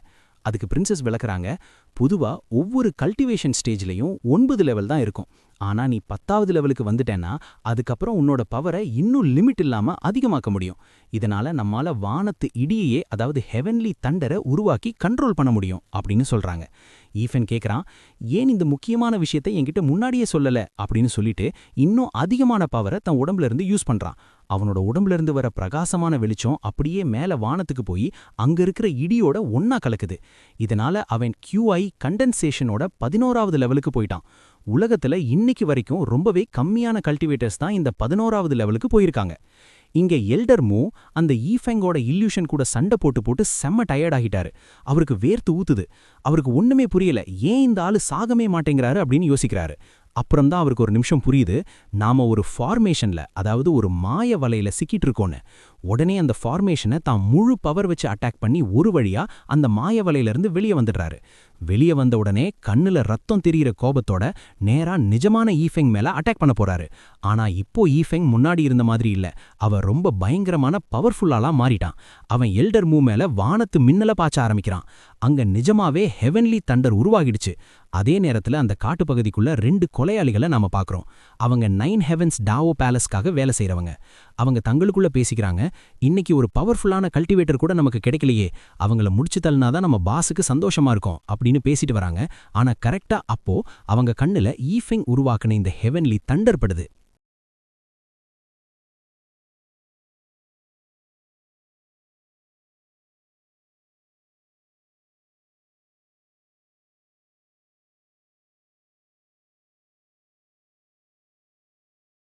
சரி, ஒரு வழியா ஒரு பவர்ஃபுல்லான கல்டிவேட்டர் மாட்டிக்கிட்டான், இன்னைக்கு இவனை முடிச்சிடலாம் அப்படின்னு சொல்லிட்டு அவங்க ஈஃபேங் இருக்கிற இடத்த நோக்கி வராங்க. இங்க ஈஃபேங் எல்டர் மூக்கிட்டு நக்கலா சொல்றான், உங்களை பார்த்ததுல எனக்கு ரொம்ப சந்தோஷம் பெரியவரே, சரியான டைம்ல வந்தீங்க. இன்னைக்கு தான் நான் இந்த மேஸ் ஃபார்மேஷனை செஞ்சேன், அதோட முதல் டெஸ்ட்டை உங்க மேலேயே பண்ணி பார்த்துட்டேன் அப்படின்னு சொல்றான். உடனே பிரின்சஸ் பதறி போய், ஈஃபேங் ப்ளீஸ், எல்டர் மூ கூட சும்மா விளையாட்டு காட்டாத, அவர் கோவக்காரரு அப்படின்னு சொல்றாங்க. அப்போ எல்டர் மூ மறுபடியும் அவனை பஞ்ச் பண்ண போயிட்டு, மரியாதை கெட்ட பயல, உன்னை நான் இன்னைக்கு உயிரோட விடமாட்டேன் அப்படின்னு கத்துறாரு. கடைசியா பிரின்சஸ் நேரா 2 பேருக்கும் நடுவுல வந்து அவங்க சண்டைய கஷ்டப்பட்டு விலக்கி வர்றாங்க. அவங்க எல்டர் மூ கிட்ட சொல்றாங்க, எல்டர் மூ அமைதியா இருங்க, ஈஃபேங் என்கிட்ட எந்த தப்பான நடத்தையும் வச்சுக்கல, அவன் என்னோட காயத்தை ஹீல் பண்ணிட்டு தான் இருந்தான், இதுக்கு முன்னாடியே அவன் என் உயிரை பலவாட்டி காப்பாத்திருக்கான், சோ அவன் நம்ம ஆளுதான் அப்படின்னு சொல்றாங்க. எல்டர் மூ ஆச்சரியமா கேக்குறாரு, நிஜமாவாவா, நீ பொய் சொல்லலையே அப்படின்னு கேட்டுட்டு, ஓ ஆனா நான் இவன்கிட்ட மன்னிப்பெல்லாம் கேட்க மாட்டேன். ஏன்னா என்னால தான் இவனோட கல்டிவேஷன் லெவல் இப்போ அதிகமாச்சு. ஸோ கணக்கு இப்போ சரியாகிடுச்சு அப்படின்னு ரொம்ப கெத்தா சொல்றாரு. இத கேட்டுட்டு ஈஃபேங் தான் மூஞ்சிய ஒரு மாதிரி நக்கலா வச்சுக்கிறான். ஈஃபேங் பண்ற இந்த சின்ன சின்ன சேட்டைகளை பார்த்து பிரின்சஸ்க்கு அவன் மேல ஒரு லேசான ஈர்ப்பு, ஒரு அன்பு வருது. அப்புறம் அவங்க எல்டர் மூவோட காதுல போய் மெதுவா ஏதோ சொல்றாங்க. நிஜமாவே இவன் தான் உங்க உடம்புல இருந்த ரொம்ப நாளா இருந்த அந்த விஷத்தை, அதாவது பாய்சனை கம்மி பண்ணான். அதனால தான் நீங்க இப்போ இவ்ளோ ஆக்டிவா சண்டை போடுறீங்க அப்படின்னு சொல்றாங்க. எல்டர்மும் அப்படியே ஸ்தம்பிச்சு போய், இந்த சின்ன பையனுக்கு மெடிக்கல் ஸ்கில் கூட இவ்ளோ சூப்பரா தெரியுமா? அப்போ நான் இவன் கிட்ட கொஞ்சம் அன்பா தான் நடந்துக்கணும் அப்படின்னு மனசுக்குள்ளே நினைச்சுக்கிறாரு. அதுக்கப்புறம் ஈஃபேங் கிட்ட வந்து சொல்றாரு, தம்பி நீ எங்களோட பிரின்சஸை குணப்படுத்தியிருக்க, அவங்க உயிரை காப்பாத்திருக்க. அப்படின்னா நீ எங்களோட எம்பையரோட ஒரு சேவியர், அதாவது ரட்சகன். இன்னையிலிருந்து உனக்கு ஏதாவது ஆபத்துனா என்னோட உயிர் உனக்கு சொந்தம் அப்படின்னு ரொம்ப எமோஷனலா சொல்றாரு. அதுக்கு ஈஃபேங் சிரிச்சுக்கிட்டே சொல்றான், எனக்கு உங்களோட உயிரெல்லாம் இப்போதைக்கு வேணாம் பெரியவரே, ஆனா நீங்க எனக்கு ஒரு உதவி பண்ணலாம் அப்படின்னு கேட்கறான். அவர் கேட்கறாரு, சொல்லு தம்பி நான் உனக்கு எப்படி ஹெல்ப் பண்ணலாம் அப்படின்னு. ஈஃபேங் சொல்றான், நான் ஏற்கனவே நிறைய பேர் கூட வம்பு வச்சுக்கிட்டு இருக்கேன். அதனால என்னால என்னோட தாத்தாவோட உயிருக்கு எப்ப வேணா ஆபத்து வரலாம். அதனால நீங்க அவரோட உயிருக்கு பாதுகாப்பா இருக்கணும்னு நான் விரும்புறேன். நீங்க அவரை பார்த்துக்கிட்டீங்கன்னா என்னால எந்த கவலையும் இல்லாம 9 ஹெவன்ஸ் தாவோ பேலஸ் மேல ஃபுல் ஃபோக்கஸ் பண்ணி அவங்கள முடிக்க முடியும் அப்படின்னு சொல்றான். இதை கேட்ட உடனே எல்டர்மூ யோசிக்கிறாரு. நானும் சும்மா வாய்க்கு வந்தபடி உன் உயிர் உனக்குன்னு ஒரு பேச்சுக்கு சொன்னேன். ஆனா இவன் ரொம்ப விவரமான ஆளா இருக்கானே, சொன்ன அடுத்த செகண்டே எனக்கு ஒரு பெரிய வேலையை கொடுத்துட்டானே அப்படின்னு நினைக்கிறாரு. அப்புறம் அவர் சொல்றாரு, ஈஃபேங் எனக்கு இந்த நாட்டோட பிரின்சஸை பாதுகாக்க வேண்டிய மிகப்பெரிய பொறுப்பு இருக்கு. அதனால அவங்கள தவிக்க விட்டுட்டு உன்னோட தாத்தாவை மட்டும் என்னால பாதுகாக்க முடியாது அப்படின்னு ஒரு காரணத்தை சொல்றாரு. அப்போ பிரின்சஸ் குறுக்கிட்டு சொல்றாங்க, எல்டர்மூ ஈஃபேங் என்னை எத்தனையோ வாட்டி காப்பாத்திருக்கான். சோ நீங்க இந்த உதவியை அவனுக்கு பண்ணணும்னு ஆசைப்படுறேன் அப்படின்னு அவங்க பிடிவாதம் பிடிக்கிறாங்க. உடனே எல்டர்மூ மெதுவா பிரின்சஸ் கிட்ட போய் ரகசியமா சொல்றாரு, பிரின்சஸ் எனக்கு என்னமோ இந்த பையன் உங்களை என்கிட்ட இருந்து பிரிக்க பாக்குறான்னு தோணுது. இவனோட எண்ணம் உங்களை பொறுத்த வரைக்கும் எனக்கு என்னமோ சரியா படல. இவன் ரொம்ப கில்லாடி அப்படின்னு சொல்றாரு. அவர் பேசுறத ஈஃபேங் காது கூர்மையா கேட்டுட்டு தான் இருக்கான். அவனுக்கு செம சிரிப்பா வருது. அப்போ பிரின்சஸ் எல்டர்மூ கிட்ட கெத்தா சொல்றாங்க, என்கிட்டயும் தான் ஏகப்பட்ட பவர்ஸ் இருக்கு. சோ என்னோட பெர்மிஷன் இல்லாம இவன் என்ன தொடக்கூட முடியாது. நீங்க கவலைப்படாம போங்க அப்படின்னு சொல்றாங்க. அதுக்கு எல்டர்மூ சொல்றாரு, எனக்கு இவன் மேல பயம் இல்ல. எனக்கு என்ன பயம்னா ஒருவேளை நீங்களே இவன் பின்னாடி சுத்திக்கிட்டு இருப்பீங்களோன்னு தான் எனக்கு பயமா இருக்கு. ஒருவேளை உங்களுக்கு இவனை பிடிச்சு போச்சுன்னா அப்புறம் அவ்வளவுதான், வாட் ஆகிடும். ஆனா எனக்கு என்ன, நான் இப்போ கிளம்புறேன், எனக்கு இப்போ வயசாகிடுச்சு அப்படின்னு சொல்றாரு. சோ நான் இந்த சின்ன பசங்களோட லவ் மேட்டர்லாம் தலையிட விரும்பல, நீங்களே பாத்துக்கோங்க அப்படின்னு சொல்லிட்டு அவங்களுக்கு ஒரு குட் பை சொல்லிட்டு அங்கிருந்து கிளம்பி போறாரு. இப்போ ஈஃபேங் பிரின்சஸ் கிட்ட வந்து கேக்குறான், பிரின்சஸ் நீங்க தானே நீடில் ட்ரீட்மெண்ட் வேணும்னு கேட்டீங்க, அப்போ வாங்க ரூமுக்கு போலாம், நான் உங்களுக்கு அங்க வச்சு நீடில் போடுறேன் அப்படின்னு சொல்றான். இதை கேட்ட உடனே பிரின்சஸ் என்ன பண்றதுன்னு தெரியாம செமையா வெக்கப்படுறாங்க. அவங்க முகம் செவந்து போகுது. ஆனா அதே சமயம் ஈஃபேங் சுத்தி மறுபடியும் ஒரு பயங்கரமான எனர்ஜி சேர ஆரம்பிக்குது. பிரின்சஸ் ஆச்சரியமா பார்த்து சொல்றாங்க, ஈஃபேங் உன்னோட எனர்ஜியை பார்த்தா நீ இன்னொரு வாட்டி கல்டிவேஷன்ல பிரேக் த்ரூ பண்ண போறேன்னு நினைக்கிறேன் அப்படின்னு சொல்றாங்க. இதோட இந்த சூப்பரான எபிசோடு இங்க முடியுது. அடுத்த எபிசோட்ல அந்த 2 கொலையாளிகளுக்கும் நம்ம ஹீரோ ஈஃபேங்குக்கும் நடக்க போற அந்த பயங்கரமான சண்டையை பத்தி நான் உங்களுக்கு எக்ஸ்பிளைன் பண்ணட்டுமா? அப்புறம் அந்த பிரின்சஸுக்கும் ஈஃபேங்குக்கும் நடுவுல என்ன நடக்க போகுதுன்னு தெரிஞ்சுக்க ஆர்வமா இருக்கீங்களா? அடுத்த எபிசோட்ல பார்க்கலாம்.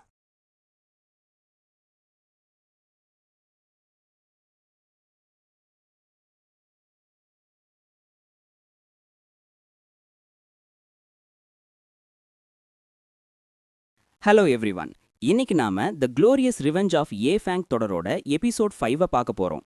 இந்த வீடியோவோட முந்தைய பார்ட் லிங்க் டிஸ்கிரிப்ஷன்ல இருக்கு, நீங்க அங்க போய் செக் பண்ணிக்கலாம். போன எபிசோட்ல நம்ம பார்த்த மாதிரி ஏ ஃபேங் ஒரு ரொம்ப பவர்ஃபுல்லான மேஸ் ஃபார்மேஷனை உருவாக்கியிருந்தான். அதுக்கப்புறம் அவன் இளவரசியோட மாஸ்டரான எல்டர் மூவை சந்திக்கிறான். அவங்க 2 பேருக்கும் இடையில ஒரு பயங்கரமான சண்டை நடக்குது. ஆனா அந்த சண்டையோட லாபம் நம்ம ஏ ஃபேங்குக்கு தான் கிடைக்குது. ஏன்னா அந்த நேரத்துல அவன் QI கண்டென்சேஷனோட 11வது லெவலுக்கு பிரேக் த்ரூ பண்ணிடுறான். எல்டர் மூவுக்கு எப்ப ஏ ஃபேங் தான் இளவரசியோட உயிரை காப்பாத்தினான்னு தெரிய வருதோ அப்போ அவர் அவன் கூட சண்டை போடுறதை நிறுத்திடுறாரு. அதுக்கப்புறம் ஏ ஃபேங் உடம்புல இருந்து மறுபடியும் எனர்ஜி ரொம்ப வேகமா வெளியே வர ஆரம்பிச்சது. இப்போ கதையில என்ன நடக்குதுன்னா, ஏ ஃபேங் மறுபடியும் ஒரு இடத்துல உட்கார்ந்து கல்டிவேஷன் பண்ண ஆரம்பிக்கிறான். அவனை சுத்தி ஸ்பிரிச்சுவல் எனர்ஜி ரொம்ப வேகமா பாஞ்சு ஓடிக்கிட்டு இருக்கு. இத பார்த்த இளவரசிக்கு பயங்கர ஆச்சரியமா போயிருது. ஏன்னா அவ இதுவரைக்கும் எந்த ஒரு கல்டிவேட்டரையும் இப்படி இடைவிடாம, அதாவது நான் ஸ்டாப்பா பிரேக் த்ரூ பண்றத பார்த்ததே கிடையாது. அவ மனசுக்குள்ளேயே நினைச்சுக்கிறா, ஏ ஃபேங் இதே மாதிரி பிராக்டிஸ் பண்ணிக்கிட்டே இருந்தா ரொம்ப சீக்கிரமாவே QI கண்டென்சேஷனோட 12வது லெவல அடைஞ்சிடுவான்னு. ஆனா இது அவ்வளோ ஈஸியான விஷயம் கிடையாது. ஏன்னா அவன் அந்த 12வது லெவல அடைய போற அந்த நேரத்துல அங்க ஒரு தண்டர் ட்ரிபுலேஷன் உருவாகும். ஒருவேளை ஏ ஃபேங்கால அந்த இடிமின்னல் சக்தியை அப்சார்ப் பண்ண முடியலன்னா அவ ரொம்ப பெரிய ஆபத்துல மாட்டிக்க வாய்ப்பு இருக்கு. அவனோட உடம்பே வெடிச்சு சிதறிட கூட சான்ஸ் இருக்கு. அப்போதான் இளவரசி ஒரு விஷயத்த கவனிக்கிறா. 9 ஹெவன்ஸ் தாவோ பேலஸ் அமைப்பை சேர்ந்த 2 கொலைகாரங்க அங்க வந்துடுறாங்க. அவங்க உடனே ஏ ஃபேங் கிட்ட இருந்து வர்ற எனர்ஜியை உணர்ந்து அவன்கிட்ட போக ஆரம்பிக்கிறாங்க. இளவரசி யோசிக்கிறா, இவங்க 2 பேருமே ப்ரொஃபவுண்ட் லெவல் கல்டிவேட்டர்ஸா இருக்காங்களேன்னு. இவங்க மட்டும் ஏ ஃபேங் கல்டிவேஷன் பண்றதுல குறுக்கிட்டா அவனால 12வது லெவல பிரேக் த்ரூ பண்ணவே முடியாது. அதனால ஏதாவது செஞ்சு இவங்கள இப்போ தடுத்தே ஆகணும்னு அவ முடிவு பண்றா. ஏ ஃபேங்குக்கு இன்னைக்கு தான் இந்த கல்டிவேஷன் பண்ணணுமா? அவனை கொல்றதுக்காக கொலைகாரங்க வர்றாங்க. ஆனா இவர் என்னன்னா இங்க உட்கார்ந்து மெடிடேஷன் பண்ணிக்கிட்டு இருக்காருன்னு அவ புலம்புறா. ஒருவேளை அவன் இப்போ மெடிடேஷன்ல இல்லாம இருந்திருந்தா இந்த 2 பேரையும் இந்நேரம் சும்மா அடிச்சு துவம்சம் பண்ணிருப்பான். ஆனா அந்த கொலைகாரங்க ஏ ஃபேங்கை விட்டுட்டு இளவரசி பக்கம் வர ஆரம்பிக்கிறாங்க. அவங்க சொல்றாங்க, என்ன ஒரு ஆச்சரியம், நீங்க ஸ்கார்லெட் பிளட் எம்பையரோட இளவரசி இல்லையா? எங்க அதிர்ஷ்டம் ரொம்ப நல்லா இருக்கு. உன்னை எங்களால கண்டுபிடிக்கவே முடியாதுன்னு நினைச்சோம். ஆனா நீயே எங்க முன்னாடி வந்து நின்னுட்ட. சரி, இப்போ சாகிறதுக்கு ரெடி ஆகிக்கோ அப்படின்னு சொல்லி அந்த அசாசின் தன்னோட வாளை வெளியே எடுக்கிறான். அவன் இன்னும் சொல்றான், இன்னைக்கு எங்களுக்கு ஜாக்பாட் அடிச்சிருச்சு. இந்த பையனும் ரொம்ப பவர்ஃபுல்லா இருக்கான். இளவரசிய பத்தி சொல்லவே தேவையில்லை. இன்னைக்கு உங்க 2 பேரையும் முடிச்சு கட்டிட்டு 9 ஹெவன்ஸ் தாவோ பேலஸ்க்கு போனா எங்களுக்கு செம ரிவார்ட் கிடைக்கும் அப்படின்னு கிண்டலா பேசுறான். உடனே இளவரசி ஃப்ராஸ்ட் பவுண்ட் மாஸ்டரோட 3rd level blood drinking ice lotus மூலமா அவங்க மேல அட்டாக் பண்றா. இளவரசி போட்ட ஒரு பஞ்ச்ல அங்க இருந்த தரை எல்லாமே பனிக்கட்டியா மாற ஆரம்பிக்குது. அந்த பனிக்கட்டியே ஒரு தாமரை பூ மாதிரி மாறி அந்த கொலைகாரங்களை கொல்ல முயற்சி பண்ணுது. ஆனா அவங்க 2 பேரும் கரெக்டான நேரத்துல குதிச்சு தப்பிச்சிடுறாங்க. இப்போ ஒரு கொலைகாரன் இன்ஃபர்னோ மாஸ்டர் பவரை யூஸ் பண்ணி இளவரசி மேல அட்டாக் பண்றான். அதை இளவரசி தன்னோட ஐஸ் பிளேடு மூலமா தடுத்து நிறுத்துறா. அப்போ அந்த அசாசின் பார்க்கறான், இளவரசி அங்கிருந்து மாயமா மறைஞ்சிட்டா. இளவரசி பின்னாடி வழியா வந்து அவன் மேல திடீர்னு அட்டாக் பண்றா. அவன் அதை தன்னோட வாளால தடுக்கிறான். இளவரசி அவன்கிட்ட சொல்றா, என்ன கொல்றது அவ்வளோ ஈஸின்னு நினைச்சியா? இன்னைக்கு உங்க தப்பான எண்ணத்தை நான் மாத்திரம் பாரு. இளவரசியோட பவரை பார்த்து அந்த அசாசின் ரொம்ப ஷாக் ஆகுறான். அவன் சொல்றான், ஒருவேளை உன்னோட உடம்புல இருந்த நச்சுத்தன்மை இப்போ அடங்கிருச்சு போல. அதனால தான் நீ இவ்வளவு பவர்ஃபுல்லா இருக்க.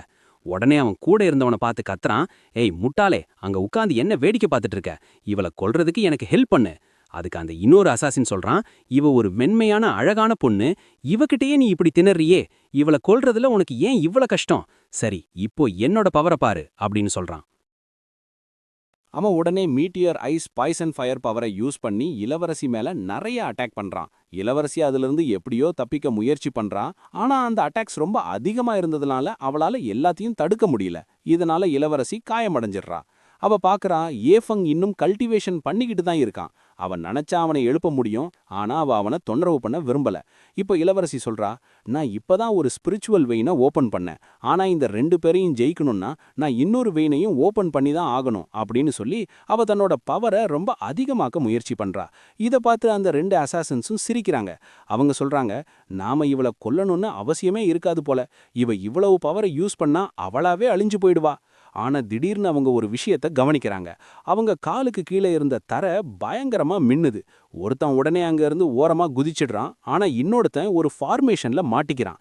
அங்க என்ன நடக்குதுன்னு அவங்களுக்கு ஒண்ணுமே புரியல.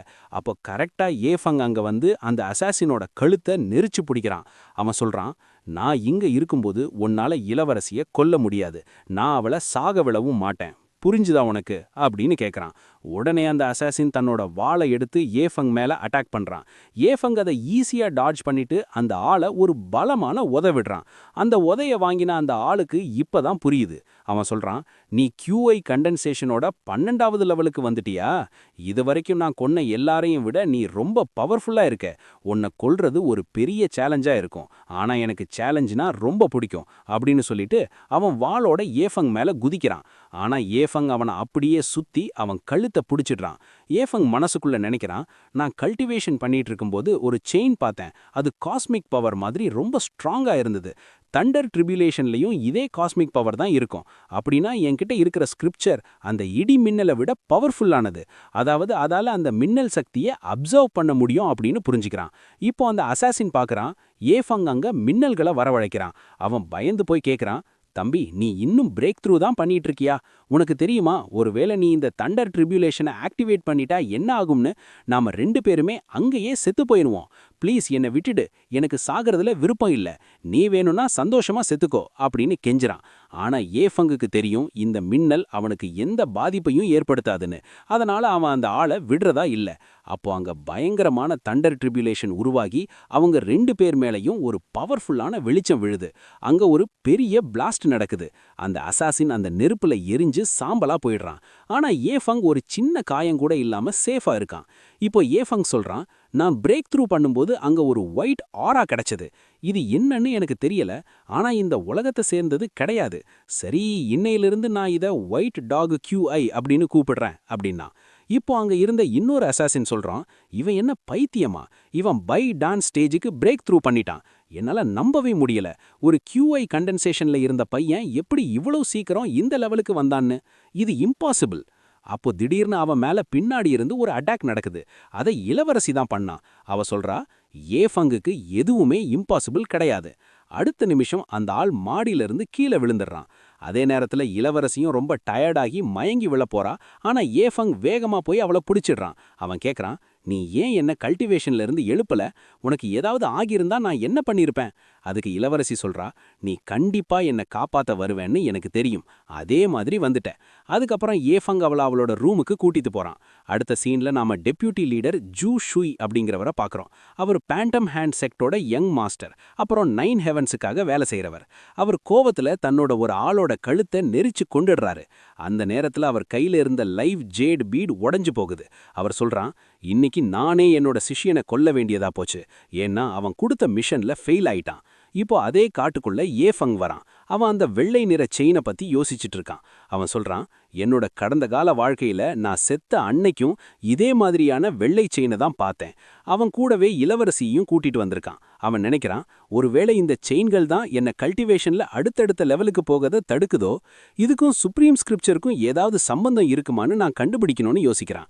அப்ப இளவரசி கேட்கறா, ஏய், நீ என்கிட்ட காட்டுக்கு எலிக்சர் தேட போறோன்னு சொன்ன, ஆனா நீ என்னமோ யோசனையிலேயே இருக்க. உன் மனசுல என்ன ஓடிட்டு இருக்கு சொல்லு.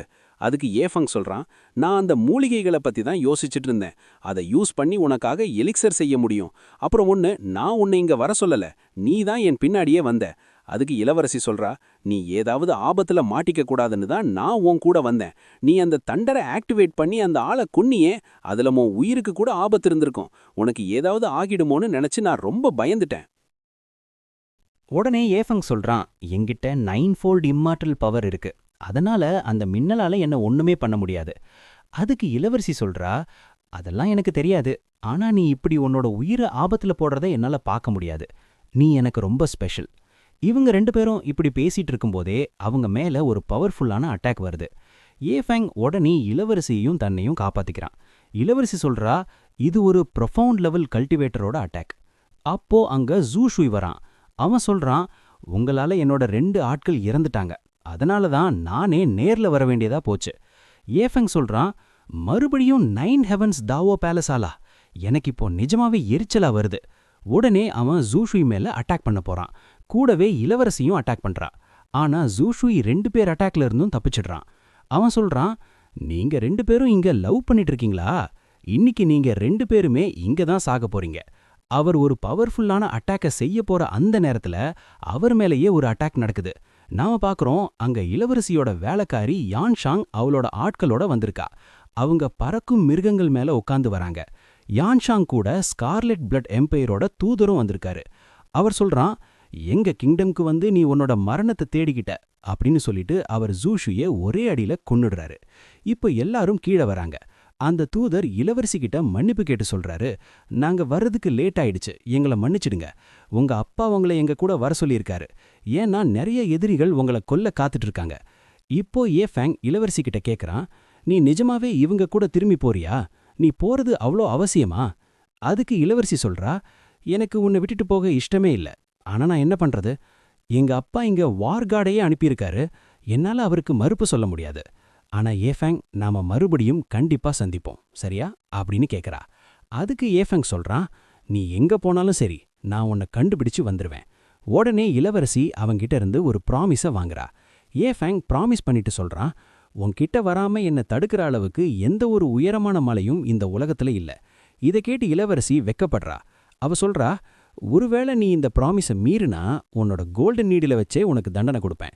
இதை கேட்டு ஏஃபேங் சிரிச்சுட்டு, கண்டிப்பா என்னோட இளவரசி அப்படின்னு சொல்றான். அதுக்கப்புறம் இளவரசி அங்கிருந்து கிளம்புறா. அவ ஏஃபேங் கிட்ட, நான் உனக்காக வெயிட் பண்ணுவேன் அப்படின்னு சொல்லிட்டு போறா. இதோட இந்த எபிசோட் முடியுது. பார்த்ததுக்கு ரொம்ப நன்றி. Bye bye.